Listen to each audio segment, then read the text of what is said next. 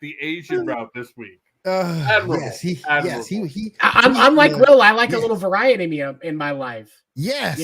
He's so hyper focused on those Asian women and all those kids at his house. He ain't getting anything done. Man, look, I got all the 16, 17-year-olds, got the PlayStations over here and everything. I got my kids over here. So we doing it right, man. We're doing it right. All right, let me go ahead and bring on this person. He might be a little upset after tonight. But what's going down with the Lakers? Remember, man, Dan, what's up? Before I bring in Dan, does anybody else feel like he's looking like Macho Man Randy Savage tonight? Oh, yeah, brother. I'm the Macho Man. I think that's isn't the brother thing the Hulk though? But yeah, it's all the same. He did the brother thing. It was both of them. Oh yeah. Oh yeah. Where they're talking about like their tag team partnership, and it says when me and my best friend do shrooms, and they're like, "We're gonna bust through the stratosphere, brother!" And they're all like touching each other and shit. It's awesome. Yeah, what's up, guys? Sorry. Oh my goodness, chilling. Hey, Will, Josie was making fun of you, and she's up there looking like Posh Spice, like or trans Elsa. Those were my two. I didn't know. Oh my goodness. The views and opinion on these shows belong to each one of the hosts. No one agreed to that as a consensus on this show. We run it in the fine print. Also, fuck all of you. Reading the fine print. Yeah.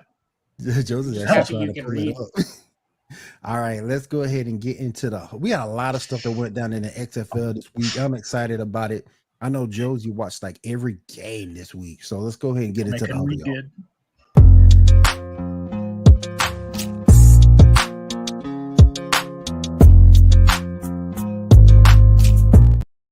Oh, and Josie, for that remark you made earlier, it's over 9,000. That's right. Just remember that.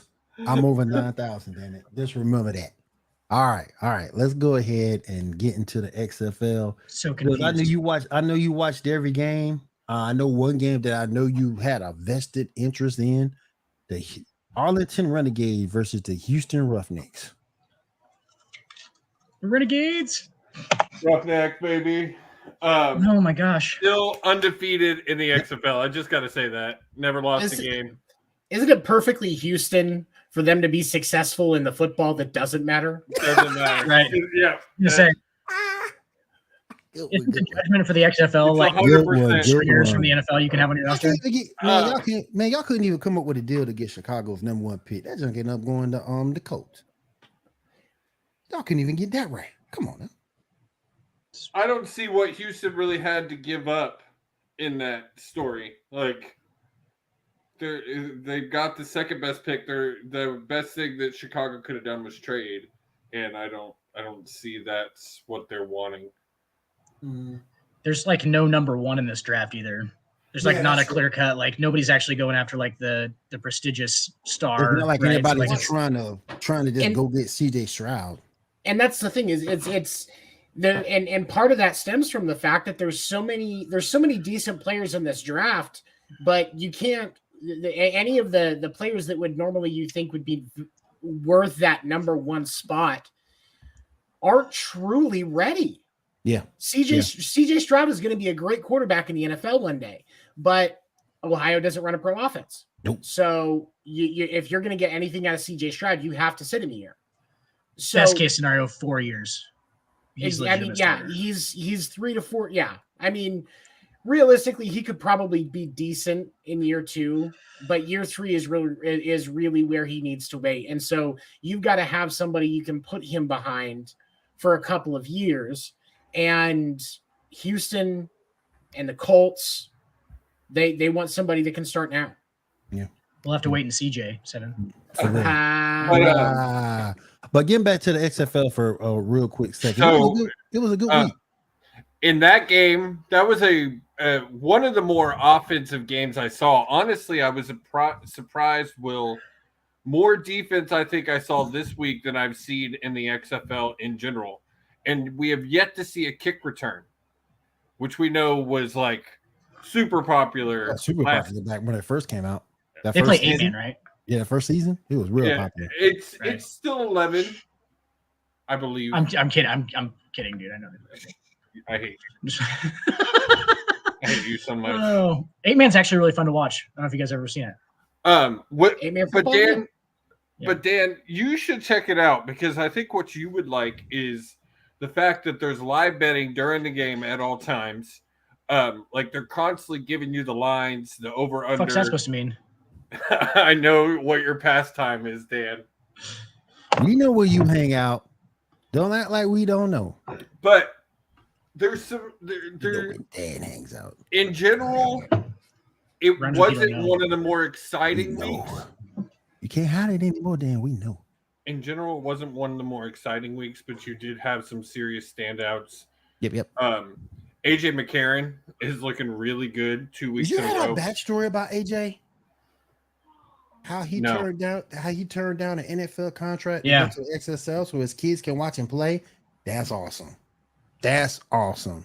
Shout out I to mean- AJ for that. But and no, shout out to him for making the call. But let's not forget he's been in the NFL for a while. It's not like he's hurting for money, y'all. Yeah. Right, that's true. That's true. Well, Like, come another on. one who was flying high, pun intended, was Josh Gordon. Uh, Stop. Stop it. Stop it. Stop Just it. stirring, Josie. just stirring the pot. Stirring the pot. Stirring the pot, man. Dang. Token up and down the field. Token. He's a token. He's a token 3. He's a token 3. Token 3. Anyway, he looked great. You had a lot, and then you had some guys that you never heard of. I can't even think of his name right now. Like all the rest of them. Quarterback. Sorry, I can't fucking help it, dude. It's they're right there, and it's like they're right there, and I just Look, gotta. dog, on it. I mean, almost everyone in the league has had some kind of an NFL experience. Look, dog on it. They are very talented athletes. Okay, I'm not talking down to those athletes. What I am saying is they're not the highest level. No, And this but is they're basically working to what try people and wanna get watch. back to it. And this week, which is week 3, we got the Sea Dragons versus the Vipers, Wait, and they're trying to, and they're trying, and they're trying to avoid being 0-3. I just can't get that name. Sea He Dragons, said, really?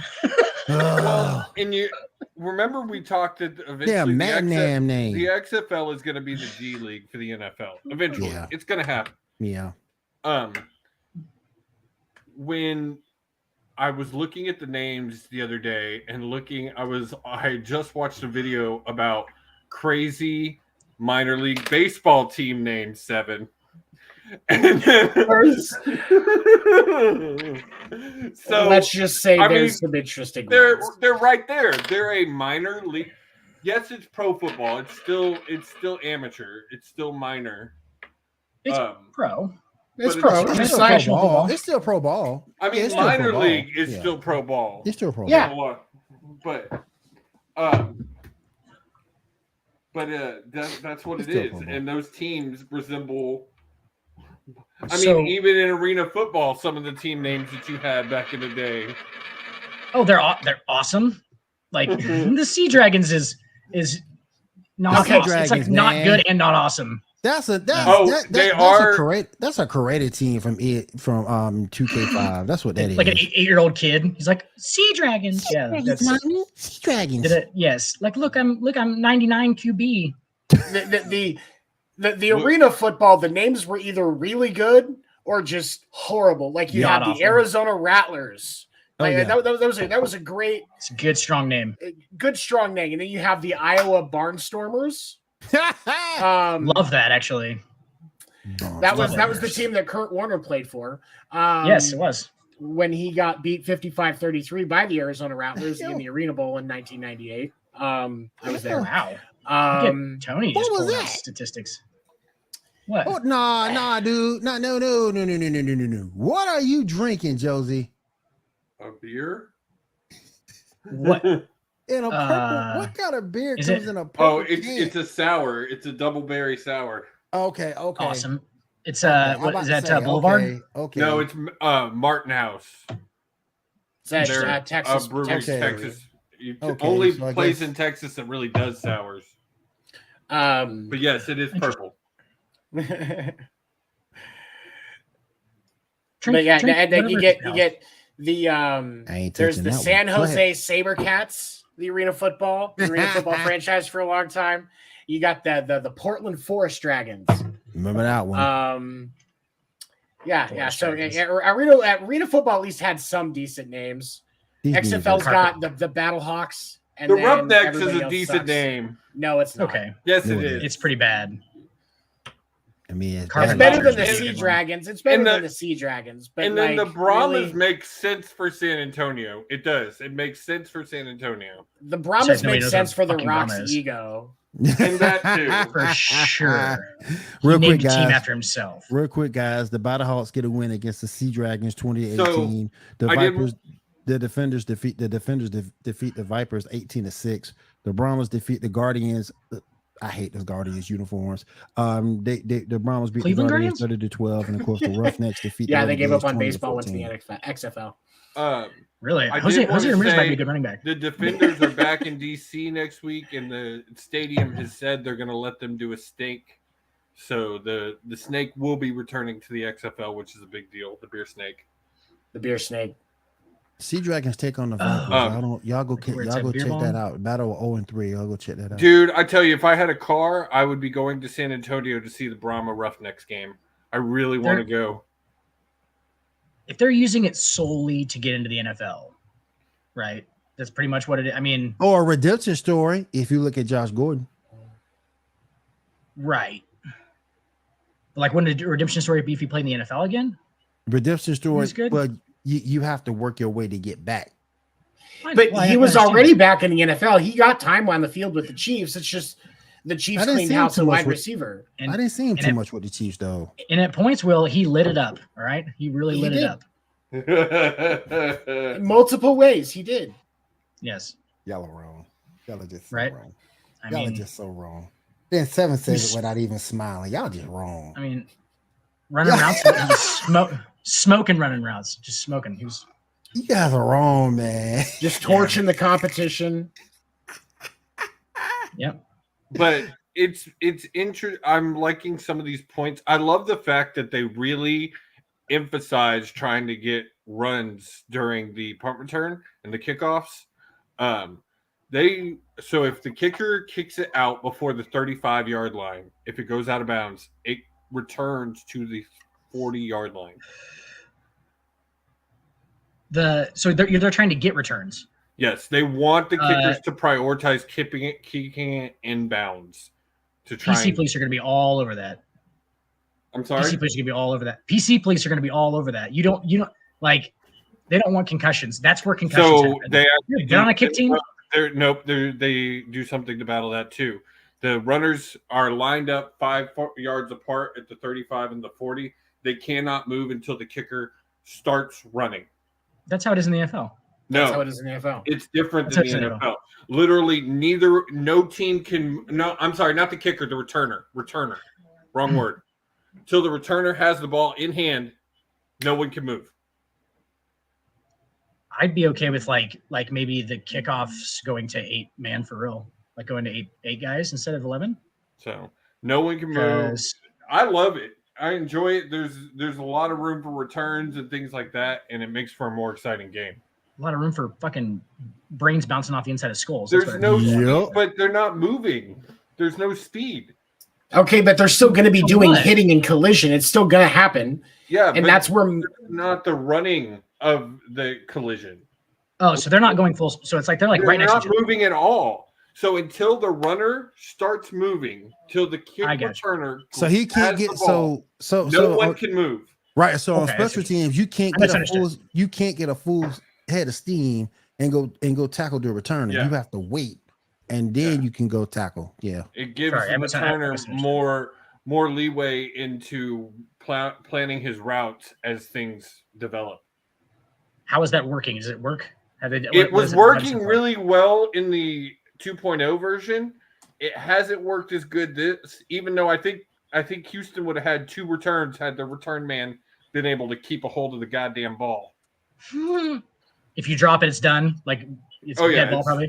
No, it's a hot ball, just like it is in the NFL. Hot potato. It's a fumble. Right. Fumble. Wow. Okay. It sounds interesting to test rule changes and stuff. I'm just asking, like, they're making it like if they're trying to make entertainment money and stuff and fans, that's not the correct way to go about this, right? They understand that because they're not ever gonna get. The Rock don't care. He's gonna pour money into it no matter what. Well, that doesn't make it successful though. That just makes The Rock pouring money into it without, you know what I'm saying? Like, I don't know. I don't think if you're just doing it for the minor leagues, that's awesome. Like, yes, come back and like be 26. I mean, they've already got a deal with it. They've already got a deal to be a test facility for the NFL. They've had that since last year. And it's probably a lot on media too. I don't think media's ever like. Are they ever going to cover it outside of like who they probably have like a partnership or something. ESPN. Yeah, it's on ESPN, FX, and ESPN2. Yep. No, I'm saying like highlights, like Sports Center and stuff. Yeah, they've been highlighting it on Sports Center. Okay. Well, and one of the other things I wanted to bring up is what's real interesting, and I think you've really got to be what's going to appeal for the XFL is the people who are really into football, because one of the things it really gives you is a lot of inside, because they give you the OC and the QB calling the plays, because in the NFL where it stops talking, the mic's cut off at 15 seconds. The OC can literally talk to the QB until he hikes the ball. There's no cutoff. And they have 8 mics to be distributed to each offense and defense. So wide receivers have headsets in, and you're hearing the OC call the plays as he's calling the plays to the QB. I'm trying to imagine how that would be as a quarterback. Like, would that be some better? Of them say they don't like it. Some of them enjoy it. McCarron has gone on to say he likes it. Like, I just feel like right when you're recognizing the linebacker's going to blitz, you got a dude in your head going, 45's blitzing. Like, I got it. Thanks. The Houston OC was shouting GTFO, GTFO a lot this past week. Get the football out. Get the football out. Yeah, that definitely football. All right, guys. That was your action. Just run. XFL. Just run. All right. So before we move on, Will. Where's your daughter at, Will? She was supposed to be hosting. Your daughter supposed to be? No, not my daughter. Girlfriend. No. Girlfriend. No, not my daughter. No. My daughter had to work tonight. But she was here. But my daughter had to work. My girlfriend had to work tonight. She didn't pre-record anything? But no. No. She was here earlier. You didn't set that up? You didn't spend hours every week doing that? I have her mic right here. There you go. Yes. I have her mic right here. So we can get the cheerleading segment together. I'm super confused now. Is it your daughter or your girlfriend? My girlfriend. My daughter would never host the show. She did almost one time. My daughter will never host. She did almost one time. Never ever. Well, obviously she didn't really. Almost host. She came close, but never ever. Right. No, obviously not really. But so okay, I was just making sure. I was like, I'm introducing a new segment, and I'm calling it Stumpy the Trivia Masters because I like it. Stumpy. I broke my pinky toe last week. From the stories that you tell, I feel like you're just a big clumsy oaf. Oh, I am 110,000%. Okay. I'm 6'6". I'm 245 pounds. I'm aware, and I feel like it's just there's zero coordination. You're like Gumby, just like zero. Which Gumby, the original or the Eddie Murphy version? Definitely the original, because I mean Eddie Murphy's probably had he's black, so he's probably a little bit athleticism. But all right. So first, I'm going to start with the trivia question. Then I have three NFL players, and you are going to tell me which one. You know what? We haven't done it this way with the NFL, so I'm going to stick to it. This one for the NFL is. Which one do you get rid of their entire career? You have to explain to me why you're keeping the other two, why you're getting rid of the one. Okay. But first, the question is, who is the NFL all-time sack leaders? And for bonus points, can you name the top 3? Lawrence Taylor, Bruce Smith. First one to raise their hand. Lawrence Taylor, Bruce Smith,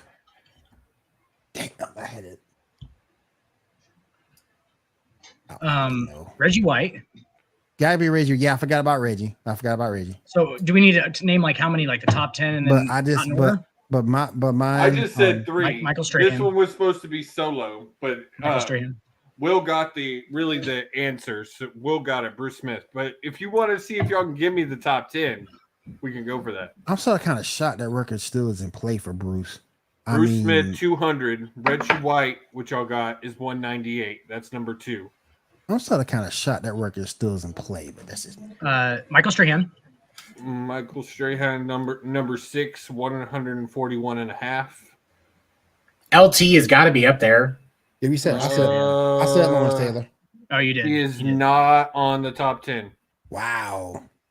I thought he was. Wow. He is number 14. So here, I'll give you this. No, I'll give you this. Number 10 has 137 sacks. Means nothing. Lawrence Taylor had 132. Fair enough. That's a really weird one. That is weird. And but a lot of these guys are guys I've heard. I knew Bruce Smith was on the lead. Was up there. I knew Derek Thomas. No, he would. No, I don't think he was around long enough. Number 17. Number 17. Yeah, he wasn't around that long. Carl Banks. Wow, still number 17. Carl Banks. No. This is crazy. Can't believe JJ Watt's not on there. JJ Watt is not even in the top 20. That's not surprising. He spent as much time as he spent injured. He can't get sacks. Yeah. Von Miller is number 19. Yeah, see that been okay. You used to play a lot longer. It's probably a bunch of old guys, isn't it? What was Michael? No, I mean not as many as you would think. There's several names I still recognize that y'all haven't said. What was Michael Bennett on that? Was he on the list? Richard Dent. Harvey Dent is number 10. Okay, Richard Dent was number 10. Okay. We never would have got that one. No. That's number 9 is a pretty well-known Cowboy. Number 8 is a pretty well-known Raven. Oh, DeMarcus Ware. Yes. Raven. Ray Lewis. Peter Boulware. Yeah. Ray Lewis. No. Ray Lewis. It's not Ray Lewis. It's Peter Boulware. Calais Campbell. No. Damn. Ray Rice. No. He said Ray Rice. He murdered the competition. Oh my goodness. Ray Caruth? No. Ray Rice just slapped it all over the place. Singletary? Punched it in the no. This is Pat Swilling. Pat Swilling. No. Sam Mills. No. Wow. Demarius Titeratrix. So number 8 is Terrell Suggs. Wow, that's a rough one. That was rough. Number 7 is Jason Taylor. Number 6 was Strahan. 5 was Strahan. No, I gave y'all Strahan. Okay. 5 was Chris Dolman. Forgot Chris. I never gotten that. 4 was Julius Peppers. I knew I was forgetting somebody. 3 was Kevin Green. Jeez, that's crazy, dude. So, Will, I'm giving you 2 points for getting the number 1 Bruce Smith, and Dan, I'm giving you 1 point for getting Reggie White. Doop doop. You gotta have a little thing that goes in front of you that puts our points up, and you can mute us. You can mute us, but it doesn't have a timer on it. Right. Doesn't have a timer on it. All right. All right. So then the football. I got to figure out a name for this game. But anyway, your 3 this week are, and I've said this on Hardwood, names like Tom Brady, Michael Jordan, LeBron James will never be in these questions. As Dan put it, which he put it great, it's just for the sheer fact, though, I feel those 3 men are on a different level, and it's not a discussion at that point. Okay. And especially with these two, it won't be a discussion, it'll be an argument. It was Tom. Jordan, it was Tom, MJ. Tom, MJ, LeBron. I may add to that, but Seven doesn't really like highlight baseball players like that. How you gonna forget Wayne Gretzky? Gretzky. We never talk hockey. Come on, man. What the fuck? I'm just saying. You talking about greatest of all? If you're talking greatest of all time, Wayne is there. I'm never going to talk about the Islanders tonight. I'm never going to give you a hockey question. So I'm just saying, Wayne. If you're gonna put everybody else in there, Wayne's right there. Gene coming back because Tampa Bay's got a good first squad. All right, they do a lot of pucking between the lines and stuff. Just doing pucking in penalty zones, and then they got a lot of enforcers, and they like to fight. We should show Gene this. We should definitely show him this. This is good hockey analysis. Maybe he'll feel bad for us and come back. Everybody go get a regular Nintendo, put blades of steel on that mug, and just play to your heart's content. You used to be able to fight like I don't know what on that game. All right, so I'm going to stick with defense this week, as that was kind of where our question lied. And one of the guys I'm going to use from the top three. So which career is going away? Reggie White, Ray Lewis, or Troy Polamalu? I almost said Reggie White before you said the other two. I almost just said Reggie White off the bat before the other two. That's how much I'm going Reggie White. So is that weird? Do you want to go first? Do you want to go first? Absolutely. Go ahead. I take Reggie White off this list, and you have to give reasons why. You have to give reasons why you're keeping the other two and why you're getting rid of Reggie. So Ray Lewis and Troy Polamalu revolutionized positions. They absolutely revolutionized the middle linebacker position and the strong safety position. They were transcendent. Reggie White played for a long time. Okay. And this is going to kill my LeBron. And I've said it every show. This is going to kill my LeBron argument with the longevity thing, but like this is a case of longevity for Reggie White. He played forever. He was on good teams with good other players. I feel like he's just not on the talent level of Ray Lewis and Polamalu. Like those two guys they were different. And like, yes, I didn't see Reggie White. He's in the 80s and the 90s. Like, you know what I'm saying? Like I probably didn't see him play live, and that probably takes away from it, but definitely Reggie White for me for those reasons. He just wasn't like, to me, he wasn't like one of the most talented, I mean, I'm not saying you have to be the most talented, but he obviously productive, played a long time, but the other two are more memorable. I'm going to say Will, because I think he might be the one different on this. 7? Actually, it is. I agree with what Dan said, but for me, I would honestly go with dropping Ray Lewis. Ooh. Keeping Polamalu and Reggie White. Reggie White is, and I get the arguments. I get Dan's argument. But for me, like Reggie White, it's just he was so damn good longevity. I mean, when you think about being a professional athlete, the best ability is availability. He was there. He played. Polamalu was there. He was always there. That hair is iconic. The dance is iconic from Ray Lewis. Yes. Ray Lewis, like the dance, the murder trial. The couple of hits that he did for a guy that paid him some money. I'm just kidding. I mean, Ray, don't get me wrong. Ray Lewis is iconic, but I would keep Polamalu and Reggie White's careers over Ray Lewis. Unbelievable. Dan, Will? I'm good. I'm getting rid of Troy.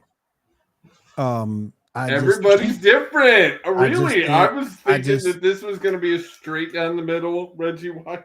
I just can't see the disrespect thrown Reggie White's way, because if you go back and you look at his stats, 232 solo career tackles in his career, 198 sacks, 14 forced fumbles, and 3 interceptions. The man was Aaron Donald before Aaron Donald. So yep. I can't put that past anything. Ray Lewis, iconic, one of the best linebackers in the game. He was One of the best in the game. I got to give him that. For me, it's Troy, because when you're a corner, or a secondary player, corner, free safety, strong safety, you can be schemed to be where you are. And yes, great athlete, great hair, all that, but a lot of that fucking hair was through scheme. So I got to go with Reggie White, and I got to keep Ray Lewis. But you never would have seen the Pat McAfee lined up in the C-Gap story. So you have one of the fucking best sports stories of all fucking time. But understand, Dan, there's a difference. I got a chance. I was lucky enough to see Reggie play, and Reggie That's was what I'm amazing. saying. Reggie was just amazing. He was amazing. And I did mention that. You know what I'm saying? Like, I didn't get to see the guy play for real. Like, so I don't know. Like, I feel like that a lot. You know what I'm saying? Like, I feel like I am like a prisoner of like what's new, but like at the same time, I do actually still believe in the athlete evolution thing. So like, what is new? What is, the best to me is like, that's the best now is probably the best ever because of that's all it is. Right. I would have loved to see Reggie White play on a regular basis. Reggie was amazing. Great. Oh my God. Like, what else would have seen from the 80s? It was and got pretty good. The 80s and the 90s. Reggie would be that defensively, Dan. Was very, very good, because you had a lot of star players within the 80s and the 90s on defense. Very good 2 decades for and you can still hit defense, and you can still hit people too. That's kind of Ray Lewis's thing, is those over the middle, just throwing his shoulder into people. You can't even do that anymore, dude. Like, you can't just like defenseless receiver somebody, and he made his living on defenseless receivers.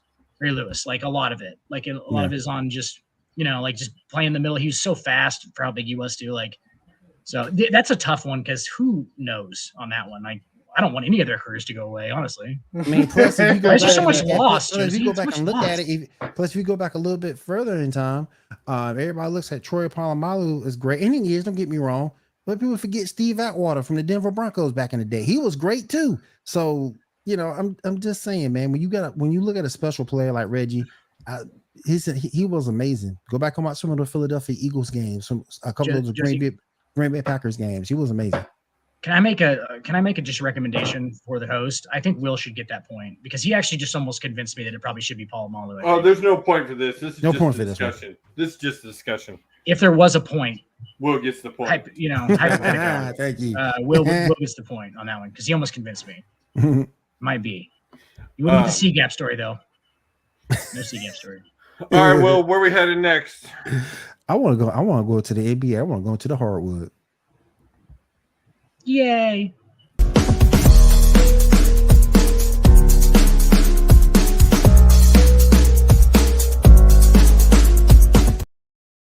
I want everybody to quiet down for a minute. Quiet down. This is for Dan. Dan, with LeBron out several weeks with an injury. Oh, wait. Yeah. LeBron's hurt? Is the Lakers season over? Done. Where's the flat line?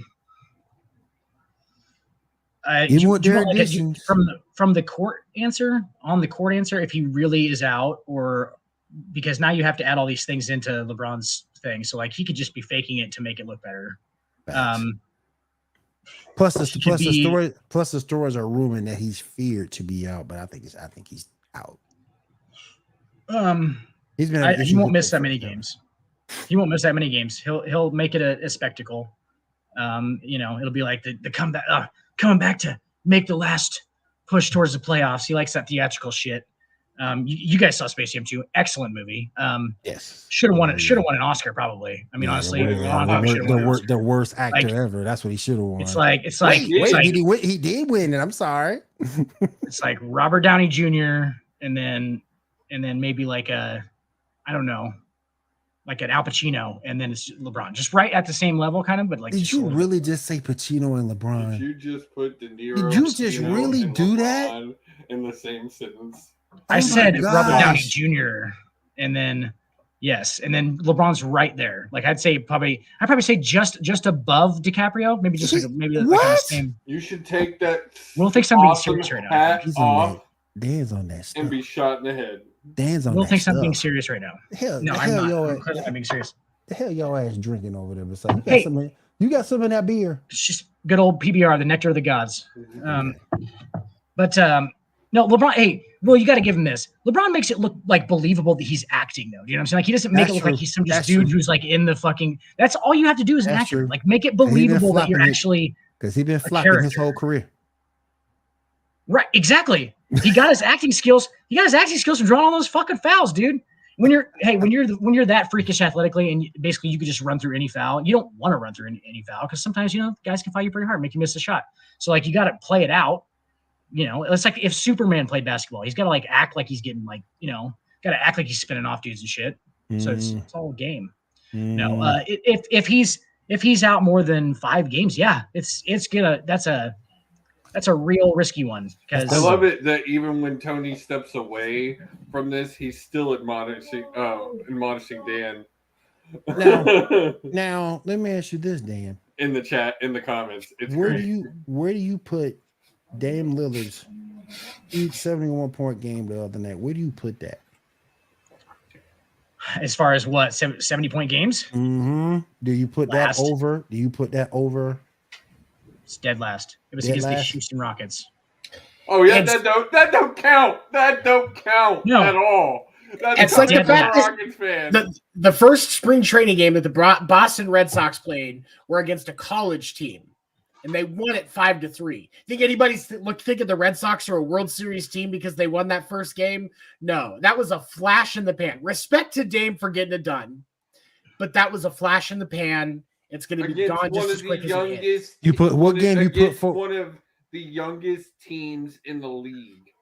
Where do you put that again? I was going to ask him, where do you put that above Donovan Mitchell's game? Above it. Really? Wow. Did you watch the Donovan Mitchell game, like the highlights from it? That game. He was straight. He was sick. Yeah. I mean, they have a lot of the same game, though. So, like, that's a hard one to judge because, like, Dame and him kind of play the same, except for Dame doesn't go to the rim. He did last night for a second. I was like, he did. I was like, Dame time, I guess it is. Like, he was feeling fucking good, dude, going up and dunking over people and shit. Like, he doesn't ever do that. His is all fucking. It's against the Houston Rockets. Dame time. It is, but they play professional defense. I get it. It still lasts for me. Like, Donovan Mitchell's 70 was so impressive. They haven't even won 12 games this season. Oh, I'm sorry. No, they just won 13. I'm sorry. But they're young and athletic, and young and athletic plays defense. So, yeah. Like, you saw a lot of them boys that do this right here. They were running at him, and, like, I think it becomes a thing eventually where, like, almost the other team's, like, kind of in on it. You know what I'm saying? Like, I feel like they're kind of just, like, not really in on it, but, like, they're like, all right, I'd like to see 72. You know what I'm saying? Like, they're, like, on the floor with him. He's one of 8 players that has had a single game where he scored 70 points or more. And I would put that as the bottom out of all 8. That's a great trivia question. Who are the other 7? You know what I'm saying? That is a great one for another night. Yep. Kobe, Michael, Braun. Kobe. Braun's never won for 70. Braun's never won. Really? I thought Braun had 61. 61 is his highest. Neither. Oh, okay. Jordan never did either. Yeah. I knew Jordan didn't. Was Kobe Wilt had a couple of them. Will had a couple. Was Kobe 60 last game 60 his highest? No, he had 81. More than that. He's second highest. 81 in the game. Yeah. Matter of fact, what did he get? Toronto? The motherfucking Toronto. Yeah. Baby Raptors. The Baby Raptors, and Jalen Rose was D'ing him up the whole game. Jalen Rose got fucking torched. That's how the ESPN commercial got. Man, imagine being the guy who Kobe put 81 points on. That's how the ESPN commercial got. He now works for ESPN. He works for ESPN, yeah. Right? That's how the commercial got born when he was in the bar. And then old boy asked him how many dollars. Let me see. 82. 82. No, I'm just kidding. 82. He gets to joke. He gets to joke. Yes. But what Dame did last night was amazing. Oh my god. It was great, yeah. Oh my god.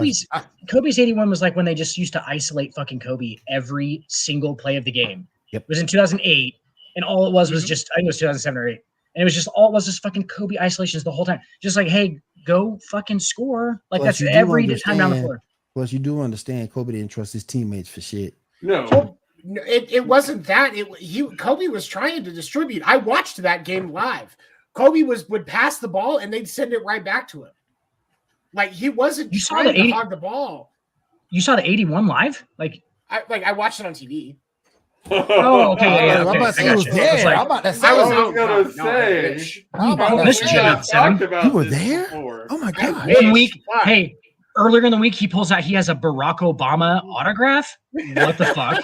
And now he saw the fucking Kobe 81 live, like just holding stuff back. Right. I mean, he was at the Mania where Taker got burned.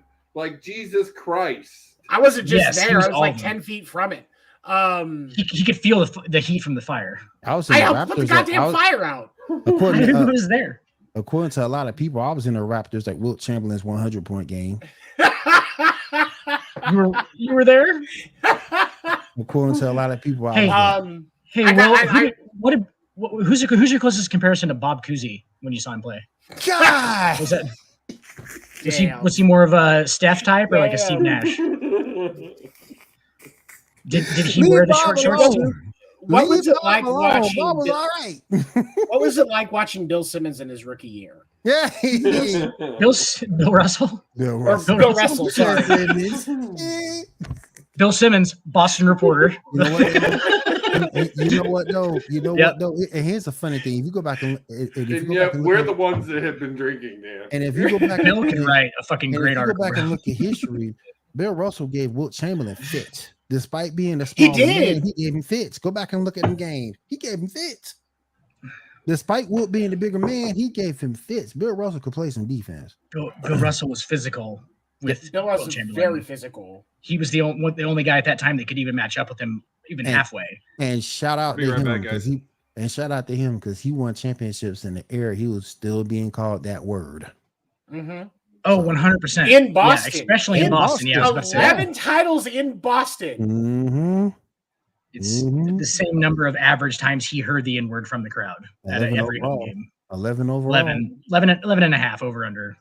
Just he was going to actually audibly hear it. Like, not that it was being said, that was thousands. Come on. That was thousands. Had to have been more than that. Had to have been audibly you could hear him. That time period. They would have to be on the floor. They have to be have floor or second row seats. It's Boston. You can it just flows. He may not have been able to hear which person was saying it. It was a collective N-word. It was just a collective N-word. It just went flowing throughout the stands. Daryl Strawberry walked out on the baseball field, and you'd hear Daryl. Black guys walk onto a field of play in Boston, and you just hear, nah, yeah, you know. Yeah. I don't care what y'all say. Tony Romo almost said that on the national broadcast. Romo almost said it. I'm not convinced. I don't know, man. I think he's too white to say the N-word. He looks like he looks both ways before he asks for chocolate milk. But he almost said it. Yeah. He doesn't say that though. Like he almost said it though. Will. For guys like me and Tony Romo, we're very similar people. Okay, obviously in stature and golf skill and everything, we're very, very similar guys. Christ. We don't even we can't it can't come out audibly for us. You know what I'm saying? Like it's like it stops at the. Like when you push two magnets together. He started it and he realized what he was about to say and he peeled back on it. Go back and look at the clip. Say that in his personal life, like Tony said, without like looking around to see if he can tell the joke. You know what I'm saying? You know I know he almost said it because people were putting it on TikTok that he almost said it. Well, I mean, obviously, TikTok, you should trust everything that comes out of that place. Yes. TikTok is 100% safe. It's 100% true. Come on, man.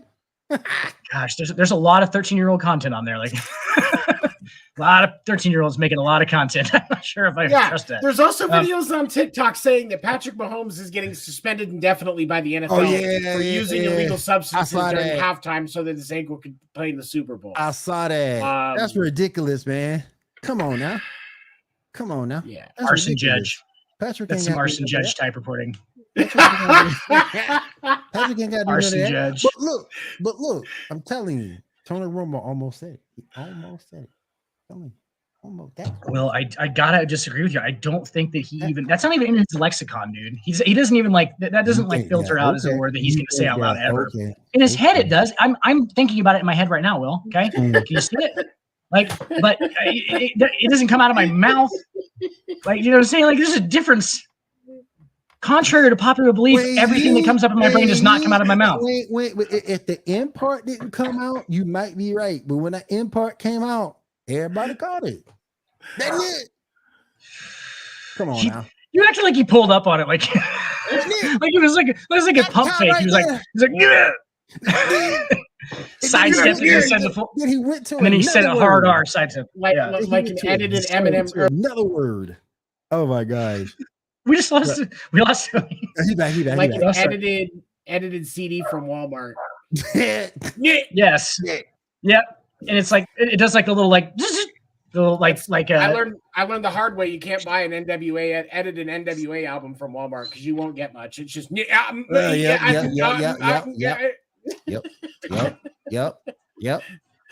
Oh my gosh.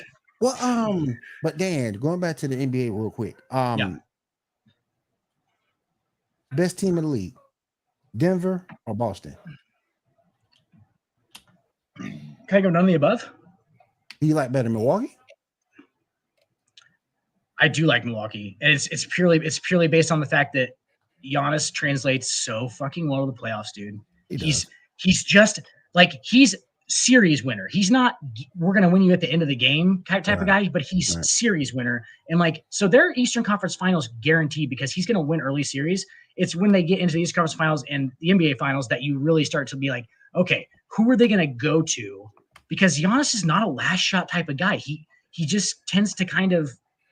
You know, it's very forced, and he's not an ISO type scorer. He could get you there. He just can't take you home.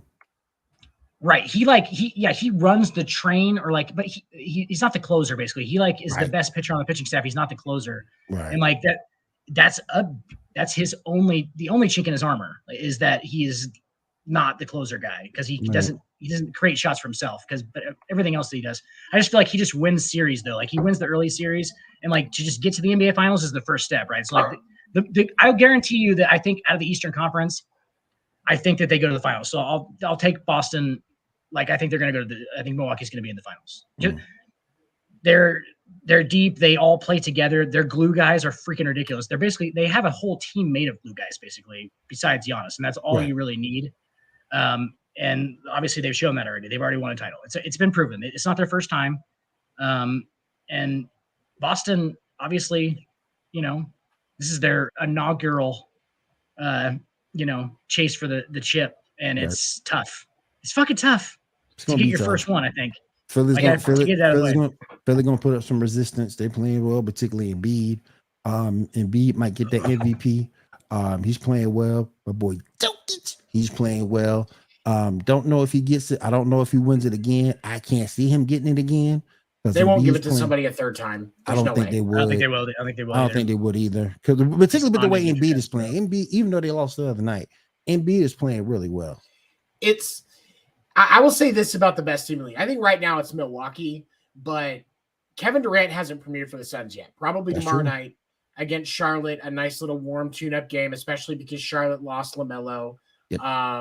Tonight, you've got a good chance at having a nice, smooth game for him tomorrow to premiere, have the Suns work out some kinks. I think the next couple of weeks is going to be very telling about if the Suns can make this an actual legit push this year with KD. Because the Suns are, even in the games that they've lost, the Suns are still in these games. Yep. And I think that the KD makes that difference that could put them back into where they need to be. Boston is not the number one team in the league right now because Jason Tatum is too streaky. There are people that are going to get butthurt about me saying that. He's either locked in or he's Russell Westbrook. Or he disappears. There's no in between. There's no in between. Yeah. He doesn't fail much. And like people will say that like, oh, what, right? But because he doesn't try to fail. Like when he's off, he'll just kind of shut down and like people don't notice it more. You know what I'm saying? People don't notice it, less if he doesn't shoot and shit than if he would just be missing a lot of shots, right? So he kind of like I think he's all about kind of that. Like if I'm going to be the man, I'm the man, and that helps him. But then if he's off a little bit, he can't really go in and force shots. He's very rhythm based, and I completely agree with you. He's fucking streaky as fuck. He's very rhythm based. Like he needs a rhythm, and if he gets knocked off of it, he'll just kind of shut down. And you can't have that. I mean, but they have Jaylen Brown too. Like the Celtics are fucking good, dude. They're really, really good. I mean, definitely, I would say second in the East, but they're pretty much tied right now. They're pretty much tied right now. In the Eastern Conference, they 1-2. There's no games behind them. They're pretty much tied record. So I'm looking strictly to like how they go in the playoffs because we kind of know who's going to be there at the end. Like you could, if we did the top 5 in each conference, we could probably get close to all 5 of them right if we were going to pick the final 4 teams. It's just like those last couple playoff series are so weird. NBA playoff basketball is a different kind of animal. Different beast. Well, you know what I'm talking about. Like it's like a very like you have to almost have like not just a game plan, but like almost like a team mindset plan going into these series. Because if you don't, it's very quick to because it's obviously so highly publicized and things like that. So one more time. Yeah. Real quick. Well, Tony, also real quick. I was going to say the Suns, but I haven't seen Kevin Durant. So I was kind of like counting the Suns. You can't because Kevin Durant hasn't come out yet. But even against they only lost by 3 to Milwaukee. You can't tell me that without Kevin Durant, without Mikal Bridges, and without Mikal Johnson or Cam Johnson, they get within 3. With KD, they can win that game. Yeah, realistically.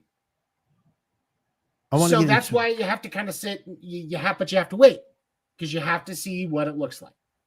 I want to get into 2 more things with you real quick, Dan. First, Sacramento Kings. Are they for real? Are the Kings for real? They have for real talent.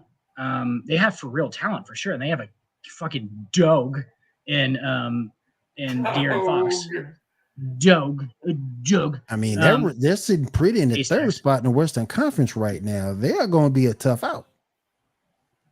I see. That's the thing. Like, just the inexperienced teams and they're the Kings. It sucks to say, but unfortunately, they're the Kings. Yeah, franchise that's ever been that low has ever come out of it. You don't trust them. Yeah. And what Dan's been saying all season, you're about to see that second part of this season wear and tear on those teams that have been pushing all season. If De'Aaron Fox gets hurt, Kings are sunk. They sunk. They are a younger version of the Nuggets, I feel like. Where and I think that there is a little bit more skill on that team than the Nuggets, but I compare that because you've got one player that has a majority. You've got one player that's got a majority of the heat, but the difference is I feel like the Kings have a little bit more around De'Aaron Fox comparatively than what the Nuggets have around Jokic. But the Kings don't realize that they are an inexperienced team yet. It's going to happen. They're going to make the playoffs, but I don't think they get out of the first round. Maybe second. 75% of those, yeah. I see second round. I can see second round. I see second round, but they're not made past that. Yeah. 75% of those players are just going to be like they're going to be like, "Hey, I'm glad I'm here. Like this is awesome." Right. And when that's happening, they're going to get beat a couple times. It's going to be like, "Oh exactly. shit!" Now we got to that's what's going to happen. So they're not like if the Kings. That would be very, very improbable if they even made an Eastern Conference or Western Conference Finals, honestly. But Seven, I actually like your comparison, and I don't think for the reason that you wanted it to be. And I'll tell you why. Because you said that you compared him to the Nuggets. Domantas Sabonis is the center for the Sacramento Kings, and he plays a lot, not a lot like Jokic, but he can pass the ball. His dad was a much better comparison to Jokic, Arvydas Sabonis, who played for the Trailblazers so like he was a center that passed the ball. Very Jokic before Jokic, okay? A lot of Jokic qualities. And now his son is like that too. And like I like that comparison because that could be their kind of guy that does that. Obviously he's not gonna be Jokic to average a fucking triple double. But like he has a lot of triple doubles. He has like 4 or 5 this year, I think. That man That man is an analytics nightmare. Yes. Analytics nightmare. Jokic or Sabonis? No, Sabonis. Jokic. Oh, I Jokic thought you is were talking about Sabonis. Yeah. Tony, would you believe if I said this? Nikola Jokic, statistically, if you break down all of the stats and the metrics, is the greatest power forward of all time. He's the greatest That power doesn't forward that's surprise ever played the me. game. Analytics game. nightmare. Yeah. Yeah, Per game is ridiculous. He's ridiculous, but you still come back to Denver is doing with Jokic what I think I said this last week. What Detroit Mike does Trout. with or the Angels are doing with Mike Trout. Detroit did with Calvin Johnson. Right. You've got one super talented player, but you're not going to invest in the rest of your roster like you should. And you can't tell me the money's not there. Right. That organization has the money to Right. put stuff around him. Right. Denver doesn't have anything to do during basketball season because it's so fucking cold outside, but smoke weed and watch basketball. It's not like they can watch the fucking Broncos for any good sports. Come on now. Right. Broncos country. Let's ride. One last thing. I wanted to get your opinions on Russell Westbrook's debut with the Clippers. What'd you guys think? Didn't even watch it. Damn. I didn't even know it had happened. Damn, y'all. That must have been on. You remember that game they had EST that against the Kings where the Kings won 176 or 175? Russell Westbrook played in that game. He played pretty well. They kind of drug Westbrook down a little bit because he had like 7 turnovers in that game, but everywhere else he was solid. So you got to give up to Westbrook, man. He's playing well. The last game they played, they pulled out. No, they lost. I'm sorry, they lost to the Nuggets. They lost by 10. Yeah, they lost by 10 to the Nuggets. He played a good game then. My only issue is if he was playing a solid game, why don't you keep him out of the full quarter? You set him on the full quarter, but it's all free good. throws. But he's playing. But he's playing well. Last night against the Clippers, he was 6 for 10 from the field, 1 for 2 from 3, 4 for 4 behind the stripe, 5 rebounds, 4 assists, 17 points. But here's the thing: they have him as they have him in the starting 5. We talked about this. Yeah. Russell Westbrook should be coming off the bench. That's what I think too. And that goes with the fact, that goes to the fact, like, if you watch the game, like we've talked about, if you watch the game, it's a completely different story than what the numbers say, especially when you get Russell Westbrook, because you get that energy. He's so fucking weird. And like he's always turning the ball over because he can't catch it and things like that. So if you look at his numbers, obviously he's one of the greatest point guards of all time, but then you watch the game and you're like, okay, I can see why he gets those numbers, but he also does some stuff that's very sporadic. It fucks with his teammates. Like, he's just the weirdest. Like, he's one of the weirdest analytics things, like Jokic is.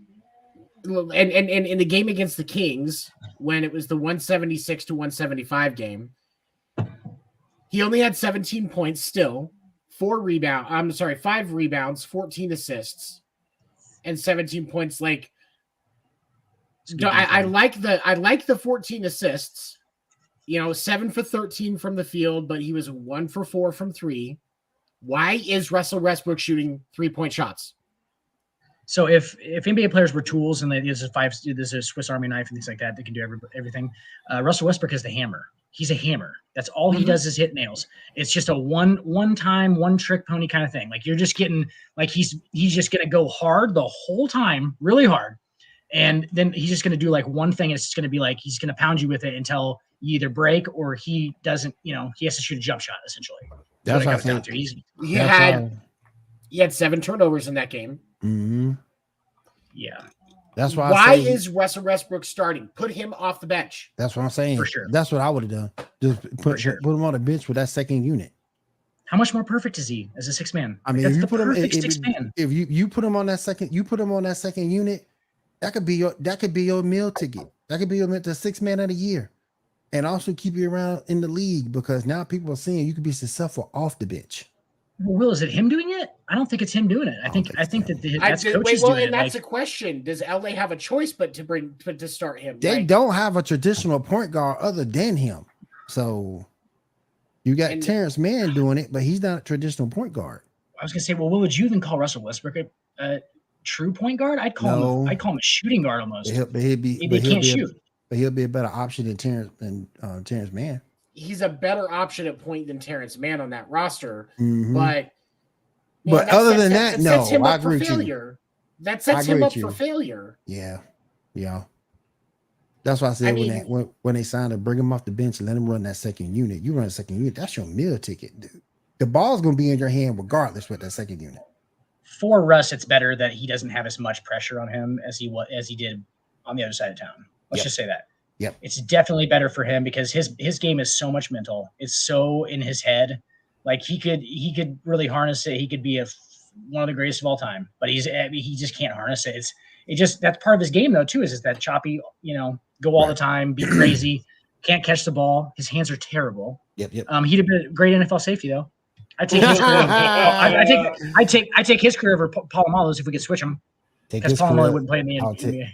I'll take his career over damn Dan Sorensen. No, I can't. Anyway, I would take my NAIA career over Dan Sorensen.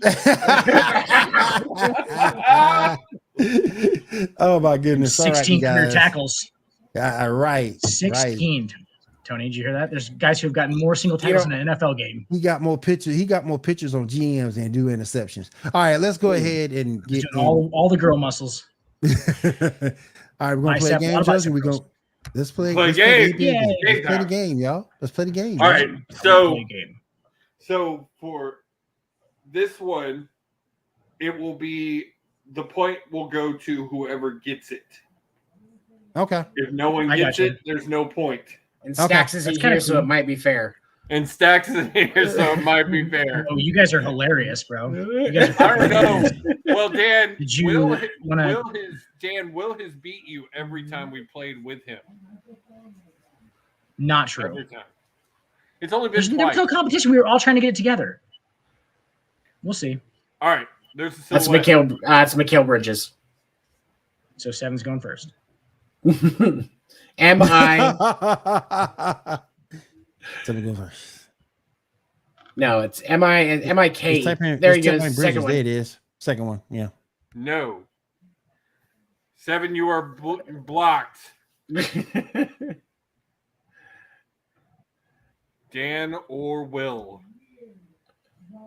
He's in the Atlantic Division. Not in the Atlantic Division. He's in the Eastern Conference, though. Eastern Conference. Okay, gotcha. He's under 6'6". And it says his number is lower than 1, so he's 0. Yep. And and if I'm reading this right, he plays for the Nets? He does not play for the Nets. Does not play for the Nets. The green means it's correct. The yellow means we're close. Okay, I got you. Is that Chris Middleton? Is that your guess? It's K. It's a K. KHRIS.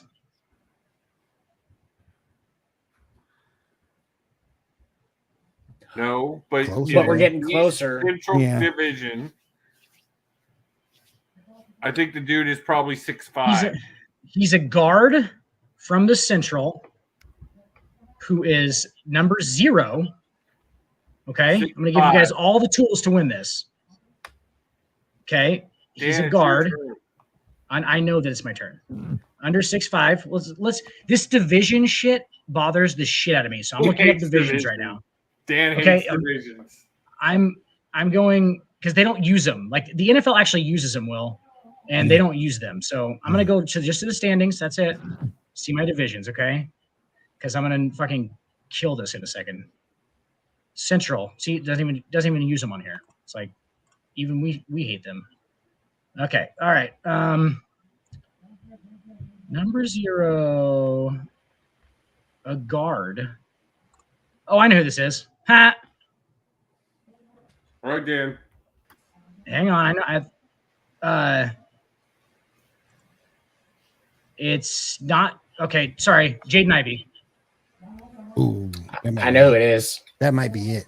If it's not him, I know who it is. Nope. Oh my gosh. Yep. I know who it is. It's Kobe White. It's Kobe White. Kobe White's got a big old fro. No, but damn. Close. It's on Will now. Close. Will, your guess. It's got to be the Cavs then. He's taller than 6 foot. He is 6'5", for 6'5". sure. He's a guard, Easton Central. His age, I can tell you his age. He's 22. Damn. I do not know. I fucking know it. Go ahead, Dan, because I don't know it. Tyrese Wait a motherfucking minute. Halliburton. God, I Tyrese motherfucking just Halliburton. yeah, that's who Who? it is. I didn't know it. Halliburton Tyrese Halliburton. from the Pacers. There it is. From the So Pacers. Dan gets the points. Dan gets the point. That was a rough one. I was gonna say that earlier. I should have just said it. I should get a point Jaden for being Ivey. so damn close. It's between Jaden Ivey and Yeah, I will give Dan 2 points and 7. Yes, you get a point because you were right there. So that brings Dan to the lead for the Knights. Dan's got the lead. Well, it's where I'm comfortable with. All right. So our ponder this question for basketball. I gotta think about this for a second. So why do y'all just keep popping that up? Stop it, Dan. Just stop it. Well, we need that on record. Stop it. Get some help. That's some help. Stop it. Get some Is that help. from like a Jordan? Like, Stop is that it. from like a? Get some help. It's gambling at. That's Michael Jordan. That's Yeah. Michael Jordan. Gambling Yeah. at. Yes. From his gambling So ironic. PSA. Yeah. Of all people. I love him as a player, but damn, you're a hypocrite. Father time has Don't- not been well to him. Don't smoke. Don't smoke. I got 2 big old cigars right here. Come on, man. Yep. Actually, Yeah. I'm going to change this one up. So this is a question because I want to see your different answers on each one of this. One player from the golden era of the NBA that you think could have a top 5 performance today and why? Oh God. Can I go? Yeah, well, Yeah. I got to go for a player from yesteryear, right? yesteryear. To play So today? I'm going to say they've got to have played in the 80s or later. Oscar That Robertson. can't be Jordan. Oscar Can't be Robertson. Jordan. Oscar Robinson. Oscar Robinson. That's a good one. He That's was- a He good would have one. been half and half though, kind of He- like on the he- he's 70s, 80s. He's kind of, yeah, but if you go Well, back and I'm look- saying it Yeah, can that's go. fair. It can Yeah. go lower than the 80s, just not Yeah. higher than. That's a good. That's a good answer. Will. but Oscar Robinson, he was. That's a good answer. I think he would be. I think he would be really good in today's game. Why, Will? Because the rules would benefit him. He was a big dude that could handle the ball. And he did everything. You know, we talked about Russ. He was a better version of Russ. He could shoot better than Russ. He could rebound better than Russ. He could pass better than Russ. And he was smart enough to know when a double team was coming over to him to stop him, he'll pass the ball out. So very good player, very intelligent player. But I think he will be really good in today's game. It's an interesting one. Dan Tony, or it's my turn. or Uh, whoever, I don't care. You have one, Seven, or I honestly, I'm still going to go back to Bill Russell. I mean, I don't think he gets 11 titles, but I think post 80. It's got to be post 80. oh shit. So we're going golden age like 81 to like probably the late 90s. for Jordan. I was going to include what Jordan's draft date was 87, 86, 86, 83. 87. Mm-hmm. 83. 86, 87. Sorry. So I don't know was my thinking Jordan stats. 85 and lower. 85 and lower. Because That's me, why I said Oscar, because I could do changed when yeah. it wasn't just Jordan. Yeah. There was a lot of talent that came in that class that changed the league. Okay. Yeah. All right. Sweet. So pre 85. 85, yeah. Okay. 85 and below. 85 and below. But Seven, you said Bill Russell, or you changed I that? mean, Russell fits in that time frame, doesn't he? Yeah. no. Yeah. Yes. He does. He does. I would say The I thought he 60s. did. Yeah. Yeah. The whole 60s. He just like won the 60s in the NBA. Red See, Auerbach was just sitting back with he's smoking his stoves and fucking just being like, yes, And I don't really care when they finish play. I'm really talking about when they were like the highlight. Take them from the best point of their career and put them in In their today's prime. game. in their prime. If it's pre-65, I have to go, or sorry, But pre-85. real quick, 7. Why Bill Russell? Because I think because of his defense, he would manage to at least be a competent 5 somewhere. He would have the game knowledge alone, I feel like, is going to benefit him in today's game, because he may not have as much athleticism as some of the players, but he's going to know how to use it against him, overcommitting, stuff like that. So that's just how I feel. I like Bill Russell for that, or honestly, Wilt. He'll be a better version of Ayton. A little bit Yeah. shorter. Yeah. He'll be a better version. Yeah. Wilt is who I first thought of when I came up with this question, because I just like to see what Wilt could do in today's game. Would he just still be as dominant as he was then, or would it not be as good? I think he'd be as dominant, but Be a little bit different. would an honorable mention to this question be Larry Bird? Well, he's 80. He's pre. I mean, he's not. He's pretty recent. I think. Yeah, he doesn't fall in the right time. He definitely played before 85, but like his whole. I'm thinking like whole careers. Because his prime was the mid 80s, really. Yeah, The it was mid right at the mid to late 83, 80s, 84. and even in the early 90s, he was still like the late 80s, a little bit into the early 90s. He was still a little beefy. So trying to buy Dan a little bit of time. Would Bird's game translate? Yes. Oh, I have one. All right, Dan. Mine is definitely like it took me a second between two guys. It was between Wilt, because I want to see him play now, and I just want to see what that was all about. Like that dominance was something else for being that back, for being that far back. Like he's not my answer, but it was between Wilt and Pistol Pete Maravich, because if you look at I just want to see if dude. Okay, so guess how many fucking points per game Pete Maravich averaged in college? He went to LSU. Yep. 44.2. I was gonna say, I know it was north of 40. 44.2 points a game at LSU. Like the dude could shoot the fucking lights out. Shoot the lights out. I'd imagine he's probably like a Kevin Huerter type in the NBA today. If you would actually, but if he was better, then if he was as good as they say, you back up the pistol fucking nickname, then he'd be better than Kevin Huerter. He'd be like between Kevin Huerter and Steph Curry, which is quite a gap. I understand. That's pretty reasonable spot to be, though. That's not a bad spot. It's a very good spot to be. Yeah, like an above average NBA player. And that's me kind of. I feel like that might maybe knock it on the 70s a little bit, but it's not, though. It's really not, because Pistol Pete was a legend. I don't think he'd be a legend today, but he'd be a very, very good NBA player, I think. It'd just be fun to see him fucking shoot. I mean, because now that it'd be fun to see him shoot. I don't think he didn't have the 3-point line for a while. He didn't have none of those guys had the 3-point line their whole career. I don't think they did. No, no, it's 385. Yeah, 83. 80. Yeah. So. Yeah, we didn't see the 3-point line until early 80s. Pistol Pete was scored 83. 10,000 more points. You know what I'm saying? Like he's going to get a lot because he's going to be shooting threes the whole time.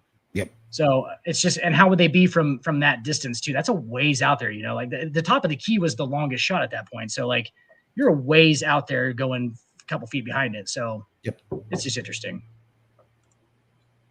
How about Dr. J? Dr. J's another one. He's Aaron Gordon. He'll be another one. Yeah. Who? Aaron Gordon. See, this is why I didn't want to get into this, Will, because I will compare, like, I like Aaron Gordon a lot. I'm just saying, like, I think that Dr. J's, I don't think that he's anything better than Luol Deng. It's better. Don't disrespect Dr. J like that. That's just disrespectful. What do you ever do besides the cradle? I'm a Bulls fan. Luol Deng. Really? Luol Deng. The man who stole all that money from the Lakers. The man who stole all that money from the Lakers. That man stole money. That man should be in jail right now. He stole all that money from the Lakers. What we're saying is, in his prime, if he plays in today's game, that's Dr. J is Luol Deng. No, it ain't. Hate on me for it. All right, I got a corner now, guys. Came to Nebraska. So you mean to tell me Luol Deng can dunk like Dr. J? He can score like no, Dr. but J. he's just as good an NBA player. Just if you took Dr. J and put it, listen, he obviously, against his own competition, not even close. Not even fucking close to Dr. J. Dr. J was legend. If you put Dr. J in today's time, or like in Luol Deng's time even, he's Luol Deng. No, the disrespect is real.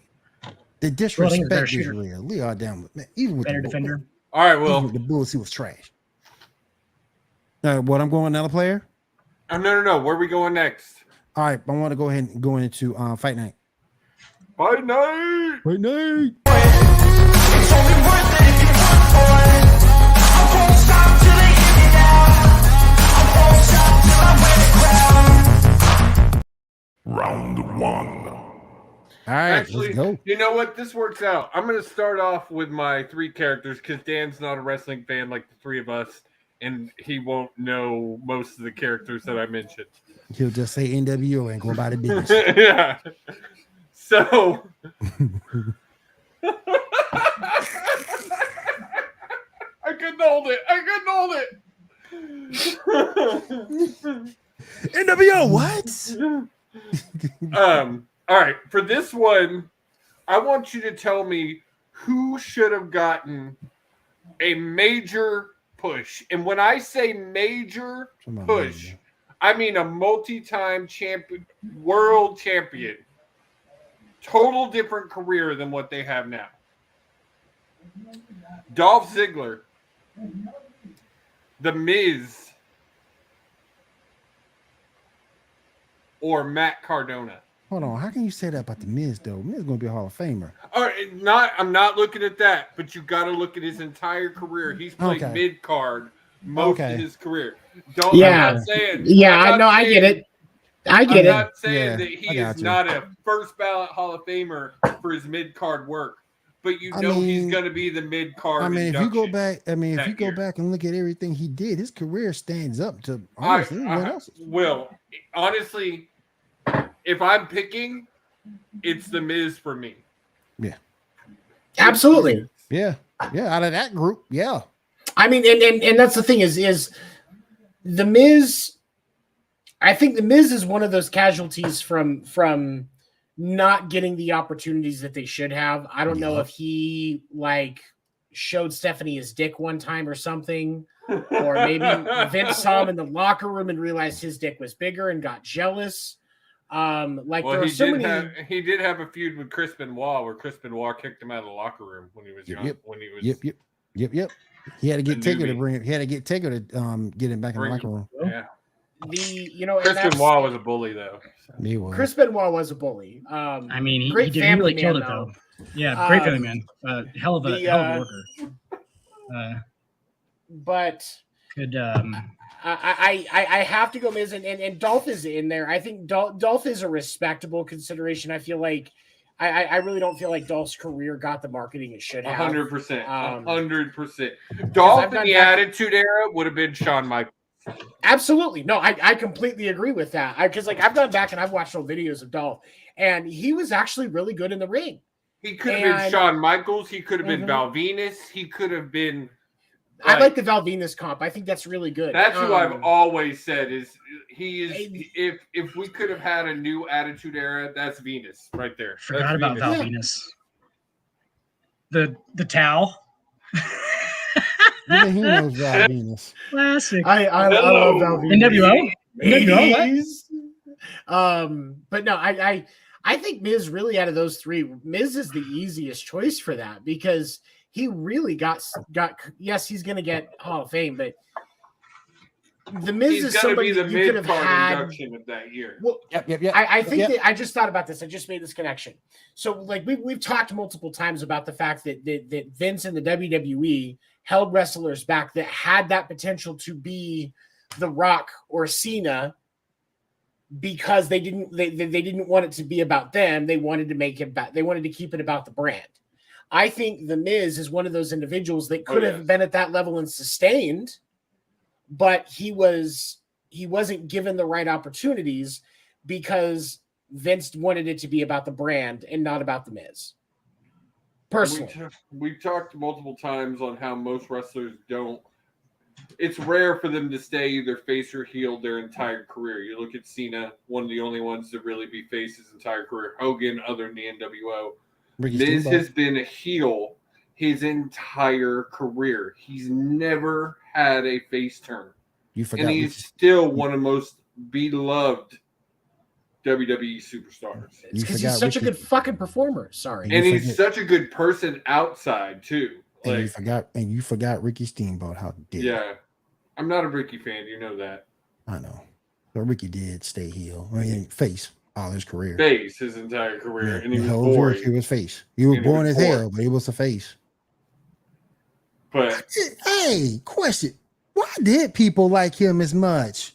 I never understood. I never understood it. I go back and look at it, and I don't get it either. It's the same thing. Or presentation. I say the same thing about Snuka. Snuka to me was boring. Yeah, you go back and look at the tapes. It wasn't like he could talk. He was the best talker. No, Mike Game was below average in the map, like below average in the ring too. Like I think he's one of those that they were like the staff liked him, but he just didn't translate that well to the fans. Right. I don't think there was as much support for him as there was a lot of. There can be a too much face, right?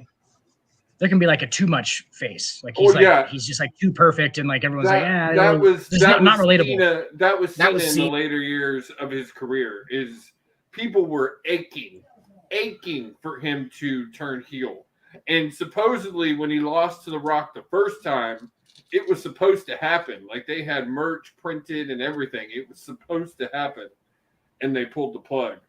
But yeah, everybody. The one thing, if you ask a true wrestling fan, what's the one thing they could do to really have like put the pin in Cena's career? Give him one good heel run, one good NWO type run like Hogan had, which is hard. It's real hard to pull that off with a guy who's been a good guy his entire career. It was hard to pull it off with Hogan. Hogan didn't think it was going to work. Yeah, I just watched the other day where Hogan made the decision to come out with the Outsiders literally minutes. Yeah, it was hard to do with Hogan. Hogan pulled off the impossible. But I think coming off the Rock loss, you could have pulled it off with Cena. You could have pulled it off with Cena. Because he put so much into that. And it wasn't just that. He had lost a lot coming up to that. But the thing of it is, and I agree with you to a point, because you don't really like when you put him turning heel like that at that point. What storyline do you run with? Because it's not like you can rely on a continued battle with The Rock.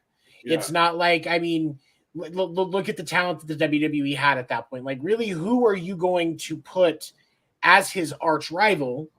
Honestly, the only way it works is if he comes up with some kind of heel faction, which I don't know how you could have. Exactly, and I think that's the ultimate reason why they pulled the plug. It's really hard to sell something like that. You didn't at the time, Cena was your major face. So who was he gonna be? Who was gonna be the major face for him to go up against? It's valid. I still, even as a diehard Cena fan, followed his entire career. I still wish for that one heel run. I feel like what are you laughing about? You son of a bitch. I can see you having a John Cena nightlight in your room. I wasn't that young. But he won't tell anybody. Josie won't tell anybody, but she's got a tramp stamp. It's just the C with the circle and the line through it in the middle of her back. She just doesn't want anybody to see her. It's not even on the tramp. It's right on the cheek. Yeah, there it is. There it is. Yeah. Cena with this like banging an ice sculpture. But no, it would have been a great cap to what is one of the greatest careers in WWE to have seen that just one heel run. And I think Cena could have pulled it off, where I don't know. I almost would bet you money, and I think Miz would agree. I don't think the Miz could pull off a face run. No, He couldn't do it. He wasn't built for it. He wasn't built for it. It's just like. Go ahead. I'm sorry. You remember that promo he had with Enzo back in the day? Yes. Yeah. I just watched it on TikTok the other day. It was so funny. That ain't going. That's not going to translate for a heel. I mean, for a face, that ain't going to translate. You got to be a heel for that to hit home. And Miz would cut out for being a face. It's Johnson just like a live action. Good. It's the same thing I have with Miz, but not Miz, MJF. Mm-hmm. I don't know if he can ever pull off a face run, but the other thing is the difference there is what we're seeing right now with MJF. His character is very one-dimensional. Yep.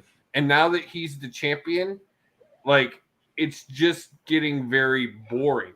He says the same things. He comes out, he makes fun of the town. He tells them to cut his music. He does the same things. He says, I'm better than you. You know it. The thing about The Miz is even though he's constantly been this heel, he's constantly recreating that character. He's the A-lister. He's the, I mean, like he's almost gone from just being a heel to being the anti-hero. Right. Yeah, to an extent. To an extent, the anti-hero that never does anything good. Yes. Yeah. Plus, I mean, but it's just it's in that vicinity. But with the Miz, like there are certain performers where when they put him on a face run when they should just be a heel, it's almost cringy. Like like the early Attitude Era with the Hardy Boys when they tried to make him super heel and it just felt fake.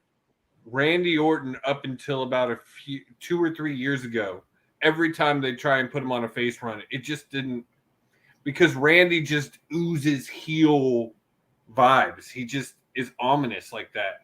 It's up like when you try to make Brock Lesnar a face. Like it never works. Even though it's working right now, but that's just because Country Lesnar is actually over right now.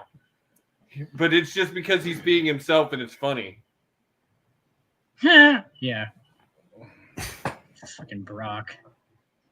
I'm trying to keep up with the conversation, and I got Josie using abbreviations. MJF. Who's MJF? That's actually his name is MJF. Oh, okay. Maxwell Jacob Friedman, but that title reign though remind me of Kofi's. Only Kofi defended more, but Kofi Kingston's title reign was similar. He defended it a little bit more, but it was similar because on both title reigns, you can hear a pin drop. It's a different. It's similar situation on a face and heel side. It's the same thing. Kofi's character doesn't translate well to being the champion, and it's MJF's the same character doesn't translate well to being a champion because it's so one-dimensional. It's hard to broaden it to a championship level. Right. And it's also got the same feel-good story in terms of I got the title, I won the title, everybody, yay. But at the end of the day, the reign itself was just bad. And it's nothing against either dude. It's nothing against either dude per se. It's just a situation that they were put in. It's like when the Rams win the Super Bowl. What are you drinking? He's got some bourbon. Sure. It's yeah. I can taste it. Did you see how he did like this? Yeah. For a second there, I was wondering if it wasn't a bottle of whiskey. It is a bottle of bourbon. This is for my best man from when I got married. It finally came in, but it's a bottle of bourbon that's shaped like a football. That's fucking amazing. Oh, that's cool. So cool. That's cool. When you drink the bourbon, what's the actual? When you drink the bourbon, put some Kool-Aid in it. Is it straight what? That Purple Rex. Don't put when you get done drinking the bourbon.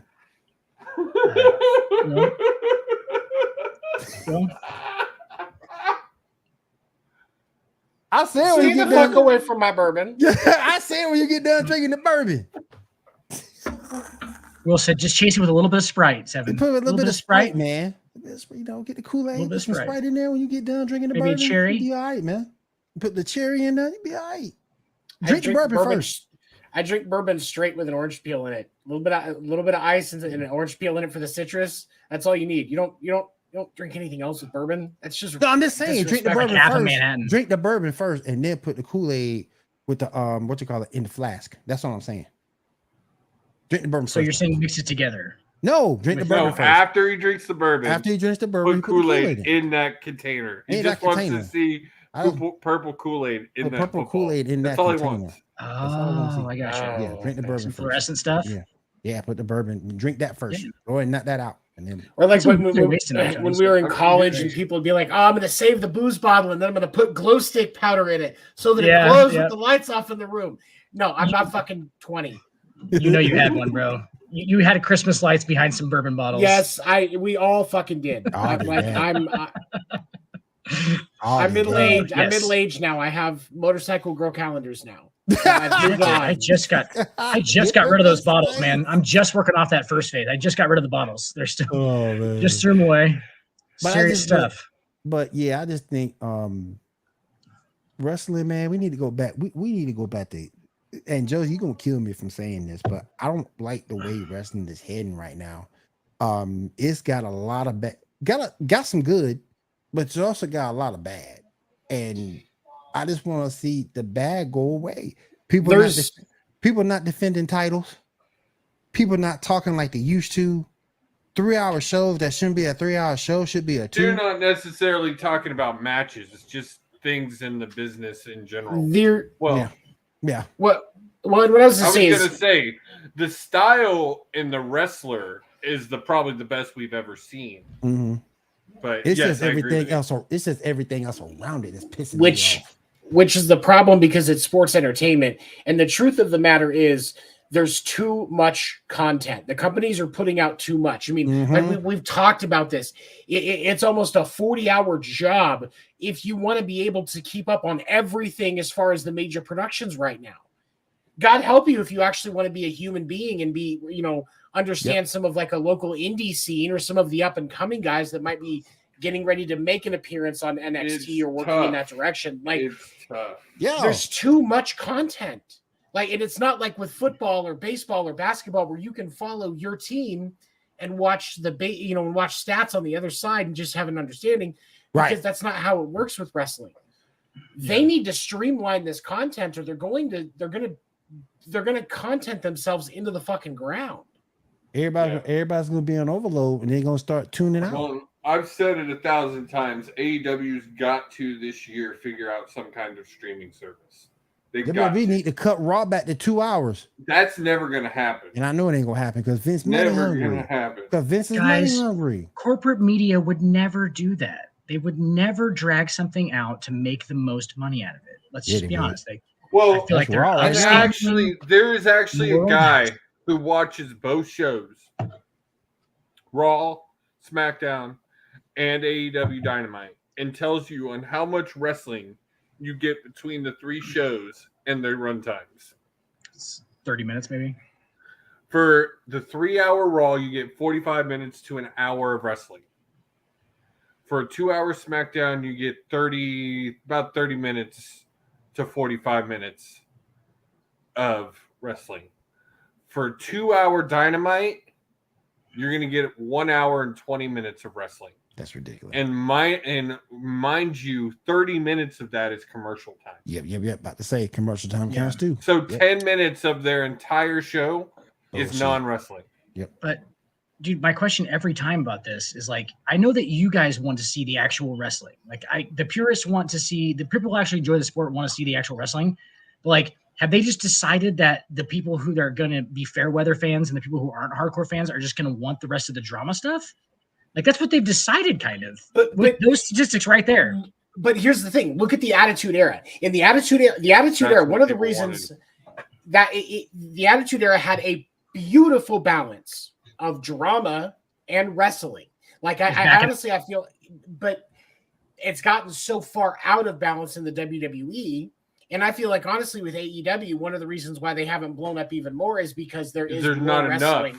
There's not enough drama. Like, give me 10, 15 more minutes. There's actually been a lot of discussion this week, a lot of more criticism of Tony this week on not on him needing more storytelling. Right. And even me, as a diehard AEW fan, I've watched just about every episode. I'm to the point, I'm like, I need a little bit of story. Like there's got to be some stuff going on outside of these matches. And yes, you've got a little bit here and there with what's going on with the Acclaimed and the Ass Boys, but there's not a real story like you got with the Bloodline in WWE. You guys are going to laugh at this comparison, but hear me out because you know I'm right. Okay. When you think about like the actual big name professional porn movies, okay. Like if you were to go to an adult video store and actually buy like you would a regular video at Walmart, you think about those. Like the whole thing is supposed to be sex, but you don't just get 2 hours of fucking.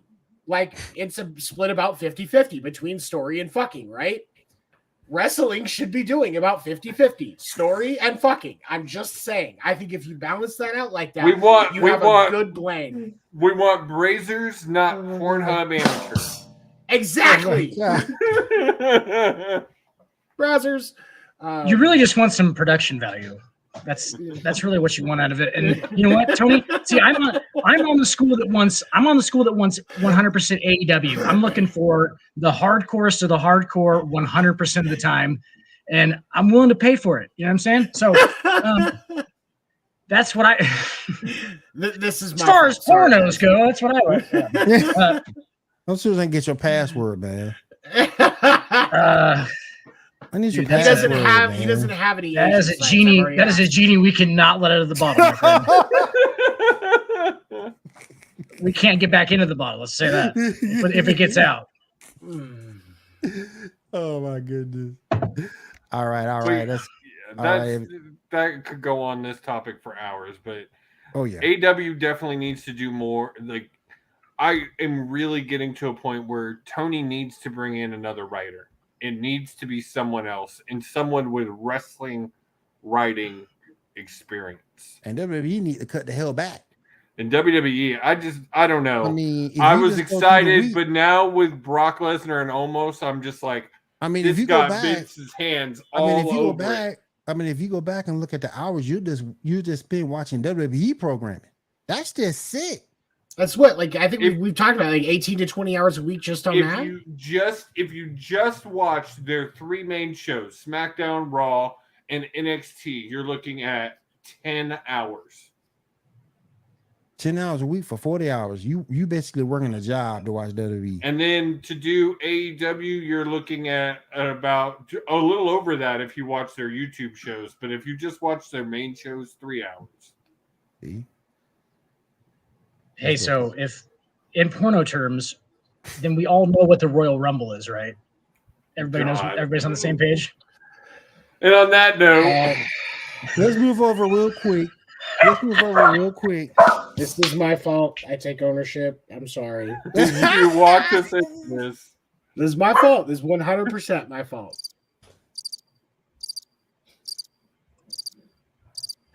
Hell in a Cell? Oh, God. I want to be the best in the game. Invest in my name. Check no restraints. I'm obsessed with the pain. I ingest, I retain. Assess and I change. Possessed by the thought I'll be free one day from society's restraints. Then hell, what's Taboo Tuesday? Oh, shit. Raw. That's clearly a thing. Well, SmackDown. And then yeah. Got to get some Nitro in there, Will. Nitro? That's the gay day. That's the gay day. Nitro, boy. And then a little bit of Rampage. And then you got that, and then you can fish it up with that Sunday Night Heat. Somebody's called Astroglide? Yep. And then wait, Will, we forgot about that Saturday night main event. Oh yeah, I forgot about Saturday night main event. Yes. Saturday night main event. For those of you that are watching and catch this after the fact, I am horribly sorry. Are we still live somehow? I thought we were in the credits. I was about to say some fucked up shit. Good job, guys. Thanks for keeping me on the line. For those who are still watching, you guys are the real MVPs. We thank you for sticking around. Okay. Oh my gosh. Baseball. We've had first few spring training games. We've already seen a couple of games that were decided by pitch clock violations. Funny enough, and I expected this, it is the batters who are getting the violations more than the pitchers. That's funny. No more That's of that. funny. No more Garcia Parra 10-minute fucking routine between each swing shit. Batters, get back in the fucking box. You don't need to recheck your gloves after every time you stand there Or and don't dust swing. off your cleats. Yeah. It's gonna help. It's gonna help hitters, dude. That's the thing that people don't realize. Like, it's gonna help hitters. That rhythm is perfect for real. Like, it's just like they step out, step back in. It's gonna help guys like not think about it too much. The ones that have been working on it in the off season and practicing, they already look so smooth coming out into that batter's box. But the thing of it is like one of the people that I follow is a real good hitting and really good hitting guru, Jeff Fry. He used to play for the Red Sox, and he's very against the pitch clock. And as a Sox fan, of course, Jeff, I respect you and I love you, but on this I have to disagree because, like, batters, I understand that some guys, for their routine to be in their spot at the plate, they have this long routine. But guess what? No. You don't need Get in it. the box. Let's go. Like, I understand that there are certain things where the game is going to be slower, but we're already seeing games 2 hours, 2.5 hours. Consistently, we are seeing a drop in time. It's not the pitchers that were the problem. It's these guys taking too long to get into the box, taking a timeout between each pitch. Like, no. Quit slowing down the fucking game to try and mess with the pitcher. Just get in the box and take your hack, bro. Let's go. I've watched a couple of them with the pitch clock, and like they're like art. It's like it's the perfect mix, like, because it was way too long before, right? And like all this does, I think, is just takes it down to like an understandable level for like a sporting event. It's not too quick. They can still be long games and stuff. Like, 'cause sometimes I like to watch a long game. You know what I'm saying? Like, for real. Like, yeah, there's going to still be long games, but you're not going to have 5 minutes between batters. You're not. I mean, this is eliminating a lot of good problems, and I like it. These guys that are dicking around in the batters or in the on deck circle for a couple of minutes, getting a few extra hacks in. Look, when it's time to go, it's time to go. Come on. As a fan, I would like to be able to go to a 7 p.m. game and still go to the bar and a 7 p.m. start time game, go to the bar after for a couple of hours and still be able to be functional at work the next day. Because that gives me the chance to be wiped out unless it is one of those 15, 16, 17, 18 inning games. Like, exactly. Like, and that's the thing is, and I'm not the 18 to 24 fan that Manfred catered to with this rule change, who are spending more time looking at their phones and taking pictures than watching the fucking game anyway. If you don't say it, I'll say it. Fuck Rob Manfred. But yes, obviously, fuck Rob Manfred. I mean, that just goes without saying on this show. But at the same time, I like the rule change because, for me, and that's the thing, and maybe I don't feel bad because my routine going up to the batter's box was pretty quick. When I got out of the on deck circle, tap my cleats, get into the box, tap, quick swing. All right, let's go.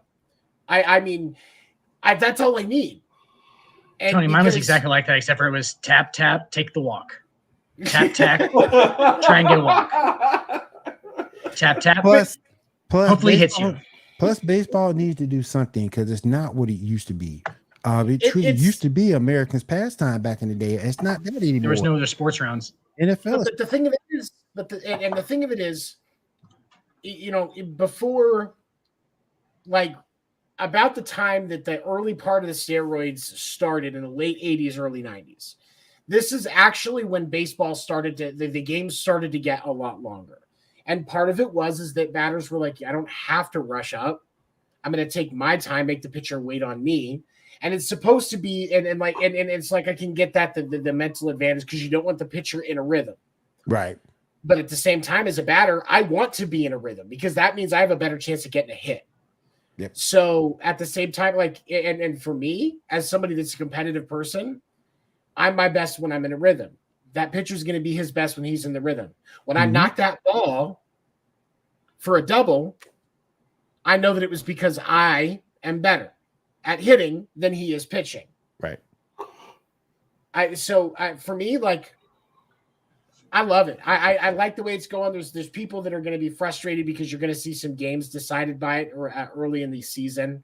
We've seen a couple already. We're going to see a few in April. Nobody freak out. Nobody freak out. It's good. As these guys adjust to this and get used to the change, it will be fine.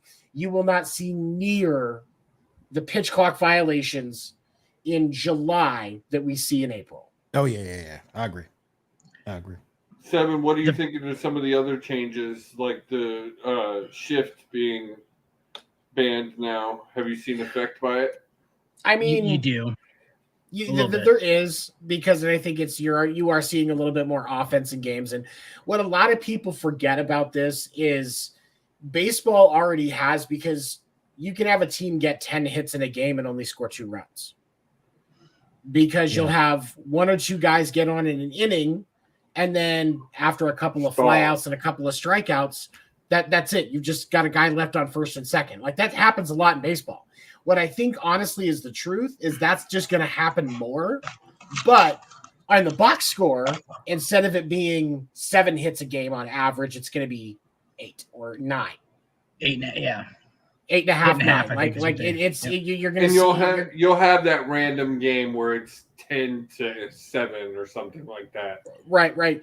Like you'll see a couple of outliers with higher scores more often than you used to.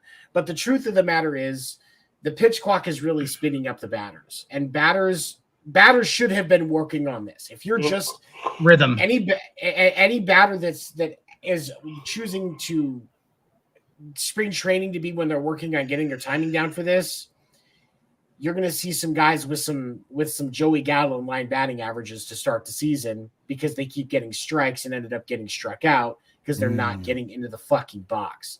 Like, there was a video clip from a game yesterday where a guy took a pitch inside that almost hit him, and he jumped out of the box and he was right back in. Good. Yeah. Play the fucking game. Yeah. Play the fucking game. Don't Josh Donaldson it and just fucking fall down. Well, and then I saw the video 2-7 where the guy wasn't they have to be in the box staring at the picture at the 8-second mark. Yep. They have to address the picture, yeah. And I saw one where the guy was looking down at the ground and he got the strike. And I was like, those guys do that, like that little look back at the catcher real quick, and it's that swing through. Like, even that's gonna matter. You got to get locked in. You shouldn't be stepping out of the box at all. You should put a foot out. You get ready. You do your thing real quick. Shake your shoulders and you should be going back in. And that's going to create rhythm with hitters, dude. I'm actually totally for this, and I think it's going to work as far as offense goes, because these guys are just going to go and react instead of thinking about it. Giancarlo Stanton's going to hit 40+ home runs this year, mark my words, because he thinks – I'm not joking you, dude. He thinks about everything way too much. He's just going to walk in there and be like, all right. Now you got to hurry up. He's be like, hey, bro, throw me that thing. I'm about to hit this thing. I'm about to jump off the ground during my fucking swing, and my feet are going to end up sideways. I'm going to hit this thing 480 feet on the line. Yeah, and Joey Gallo's going to get the triple crown. Yeah. Dude, is that's what you were laughing about? The 40 for Giancarlo is so far out of the reach. That dude has freakish power for 40. And he stepped out and thought about shit. I don't know how many like his playoff at bats. He's clutching the playoffs, but like during the regular season, he just thinks about shit way too much. Like, he's a DH. Yeah, he's definitely too much in his head. He's in his head. So like, that's what I'm saying. Like, he might hit. Seriously, mark my words, he'll have 40 home runs. Also, you're going to see a lot of diving stops at second and shortstop. You're going to see a bunch of diving shots up the middle of great plays by shortstops and second basemen who are more athletic now, have to be, because they have to cover more ground. Mm-hmm. And they're going to dive. People are going to be diving for shit. It's going to be a lot of like singled out shortstop and second base plays that are going to be fucking nuts. Like second baseman going deep into the hole because they can't shift. So they're going to have to do it by themselves. It's going to be some crazy stuff. Well, and you're going to see one of the things that you're going to see to them countering the shift is, and I've seen some stuff on this and some diagrams, is you'll have, instead of your 3 deep in the outfield, you'll have 2 deep and 1 up closer in where they're trying to shift in. And because it's still in the outfield, so it's still in the rules. So the ban of the shift, I don't think it's going to have as much of an impact as everybody thinks it does, especially as teams develop new strategy. The shift was developed out of a need for certain players that only hit in that one spot. You got to be able to cover it appropriately, as best you can. Forcing them to go the other way with the belief that they're not gonna. And guess what? They were fucking right. And so now, as MLB teams, you just have to adjust and come up with a new strategy. And I don't think that the competition committee and Rob Manfred understood that was what was going to happen. I'm sure they were telling teams like, "Hey, don't," but they're going to. It's a professional sport. They're competing. Now it's going to be somebody like the Rays or another Moneyball-esque team that has to use strategy for as part of their edge. That's going to come up with whatever's going to be the new shift. Yeah. Because that's where that stuff always comes from. Where to play your certain guys at. Right. In the starting lineups are going to become very important defensive lineman wise. Even more, yeah. Right? Lineups are going to become even more analytical now than they used to be. Crazy because you can only play now. They have like separated spots. You know what I'm saying? Like there's not like you can't just like shift everybody over now. It's like now you got to play this spot, and how well you play this spot is going to depend on how your analytic average comes out or your analytic value comes out. Is like how you play this certain spot, which is crazy. But like, I mean, that's how it's supposed to be. So baseball purists can talk about how you can't really put restrictions on it. You can put everybody on the right side if you want. If the guy can't fucking hit the ball the other way, put everybody on the right side, right? But actually, it's more pure if you keep everybody in the same position, right? Because that's kind of the purest form. Everybody, that's 3 outfielders. If you play as a kid, 3 outfielders, shortstop. It's all, and then you all play in the same position. So like that's more pure to do that, I guess. Do you concur, Seven? You concur that it's more pure to keep them in the same spot, right? And from a pure standpoint, yes. But I think that for me, I still think that banning the shift wasn't the right idea. I think you tell teams, look, you guys need to invest more in hitting coaches and get these players to actually sit down and work on directional hitting. And I get that it can be difficult because when you shift, the pitcher just pitches to a certain spot, basically trying to force it. You've got to learn to counter that. That's part of strategy. I don't like the ban of the shift, but for me, I'm also, I guess I'm a little bit more defensive in my mindset, and that's why You're okay more with pitching. all these hitters because I play catcher. So I have more of a connection with my pitchers than anything else. Yeah, for sure. No, I get it. Then, and pitching's obviously like that's one of the underlooked things here. Obviously, is like there's gonna be pitchers are gonna have higher ERAs. I think as more runs are gonna be scored. I think we can probably say that for sure, right? In some way, shape, or form, because you can tell in early games around 1.5 to 2 runs a game. All so, right, guys. And you can tell that early too, like with just the infield hits and stuff that were happening. It's like, what that wouldn't happen if they had a shift on. It would have been a routine ground ball. So like it's gonna happen a lot. So yeah. All right, guys, we're at the hour and 57-minute mark. Anybody got anything else before we need to roll out of here for tonight? Finish, damn it! It need to be 2 hours. We gotta finish the game. All right, so this is just like Podal, except baseball. Okay. But they don't give you a silhouette. What did they give you? Nothing? Just stats? So I am going to get the pick me, and it will give us one player. Okay. There you go. Okay, so within 2 years, it's okay. So it's a lefty. That actually reduces it quite a bit. What was your guess? I'm sorry. Let's see. And this one, if you get it within a certain number of picks, your points will differ. So this is anybody's game to win for the night. Redo the question. I missed it. No, we're just trying to guess. There's no question. We're just trying to guess a player. It's just like who this Podal. is? Yeah, it's just like Podal. Oh, but no silhouette. No silhouette. From the United States, under 34, and it's a lefty. He's under 34. He's around 34. Within 2 years, Anthony Rizzo.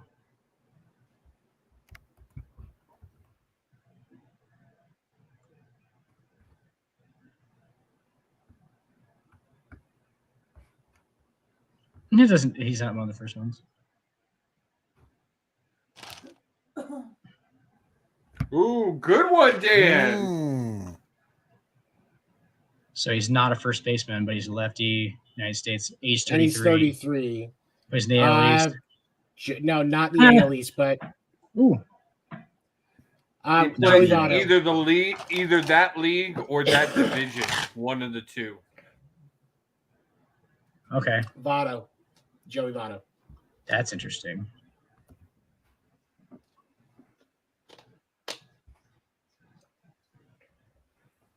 Nope. Votto's older. Oh yeah, I forgot. Oh, and I didn't know that he throws right. Freddie Freeman.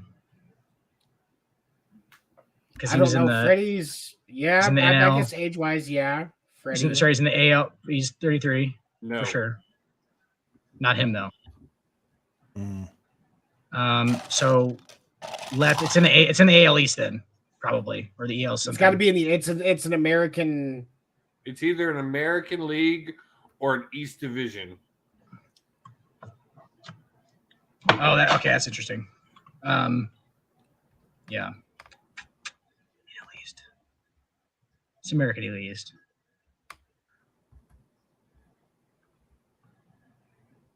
Will, no guesses? Not a first baseman.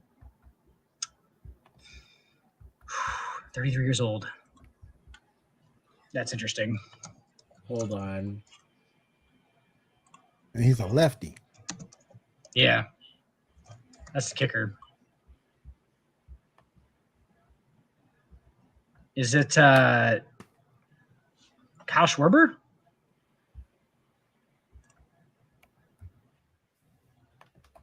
I don't think they're a pitcher. Oh, it's only pitchers? No, it's not. Oh, yeah. Yeah. Kyle Schwarber's not a pitcher. Oh, yeah, you're right. I'm sorry. It's Spell that for me, Dan. It's SCHARB, or it's got a W in there. SCHW. SCHW, there you go. Schwarber. A. No, it's not. Oh, it's not, yeah. SCH. Weird.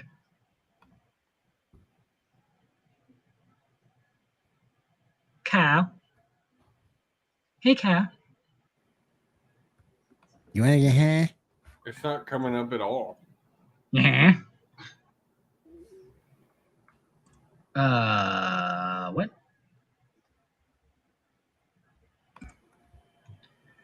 So it's not a first baseman.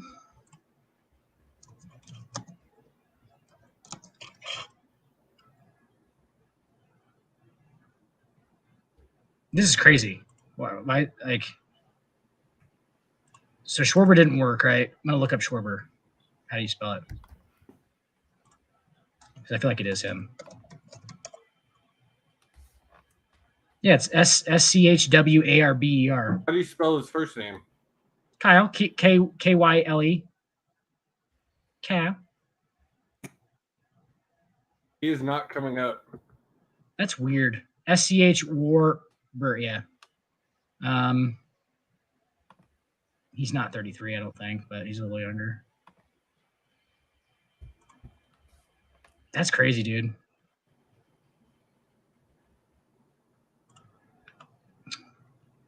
Seven. I'm racking my brain. Right? And it's a lot just harder missing without it. the silhouette. We're just missing it. It's right there. It's got to be right there somewhere. Votto was a good guess. Freeman, obviously. You know what? Muncy's younger, right? Yeah. Yeah, Muncy's younger. So I'm okay. So it's got to be an American League. It's got to be an American League East team with a left-handed non first baseman who's 33. I was gonna get Cedric Mullins, but I think he's too old. Yeah, he's too old. old. Cedric Mullins is too young, I thought.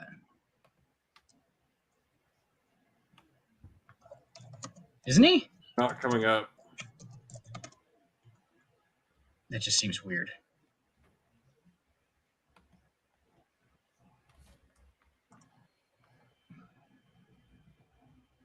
Yeah, Cedric Moses is 28.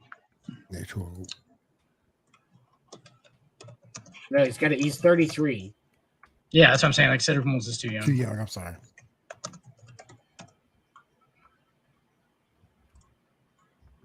Yeah, I don't know. I So let's go. Juan Soto. I have a damn it. guess, I guess. Juan Soto, damn it. All right, what's Yeah, your so- list, Dan? If it wouldn't be so, Won't be so. I don't know. It's Jason Hayward. He's too old. I'll go Jason Hayward. It's not right, but maybe we'll figure something out of it. Yeah, Jason Hayward. I think it's with a Y or something. No, it's not. It's regular.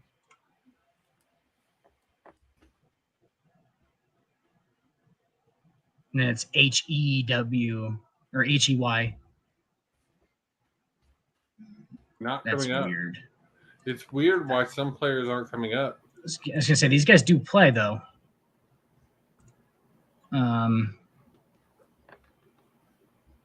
Definitely a lefty. Yeah, I don't know. I'm drawing a freaking huge blank.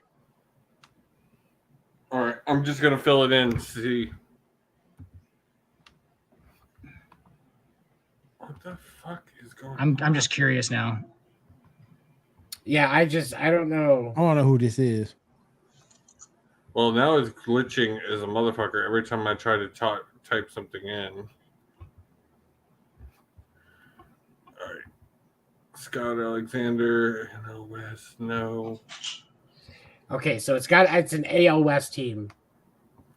AL West. 33-year-old left-handers. Oh, that's interesting.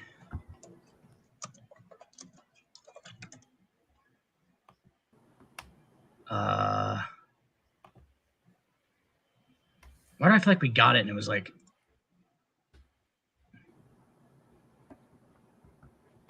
man, Michael Brantley? Hey, Mom. Well, he's too old. Is he? Yeah. Probably. 35. Oh, okay. That's weird, dude. I'm going to make that guess, though, just so. Yeah. So it is the AL West left-handed USA, 33 years old. That says not. Oh, okay. I see it. I got you. What the fuck, dude?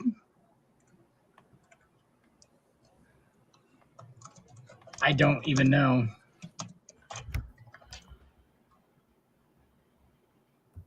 Let's see here.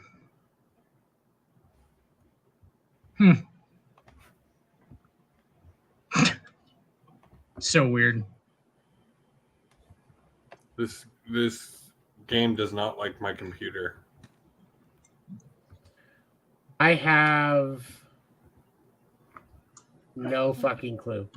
Yeah, just tell us. At this point, we give up. Yeah, I'm just trying to fill it in. Oh, so we don't It know is who a it Los Angeles Angel. Left-handed, is that Jared Walsh? No, he's too young.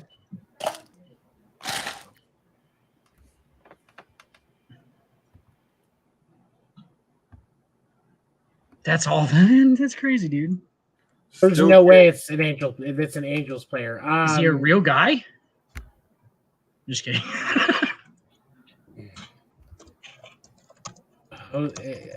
Yeah, Jared Walsh. That's my guess. All right, this will give it to us. And let's see results. Tyler Anderson. He's a left-handed pitcher, is he not? No, he's utility, I guess it says. Dude, how in the fuck? Never even heard that guy's name. Never. Tyler Anderson. Mr. Anderson. He's a starting Mr. pitcher. That's what I thought, yeah. Mr. It never Anderson. highlighted starting pitcher. We guessed several. Oh, we were going pitchers too? Wow. I misunderstood that game totally. That was not a good showing by any of us, guys. We all failed. Well, Dan, you win for the night. You get to Woo! say whatever you'd like, sir. Dan wins. You get the Singled out. You get to take us out for the night, my friend. You get Matter to of take fact, us here out. you go. There you go. Hey, I get singled out on the screen. That's awesome. Hey guys, take it out for the night, my friend. Close us out, I wanted to take this time to tell you about my OnlyFans. It's called on the.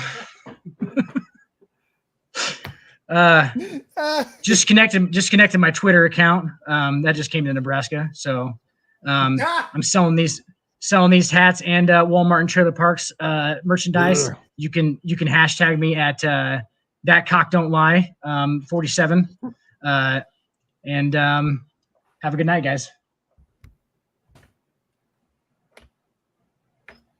Even when you feel low, you can still go. Even when you feel slow, you can still go. Even when there's no hope, you can still go.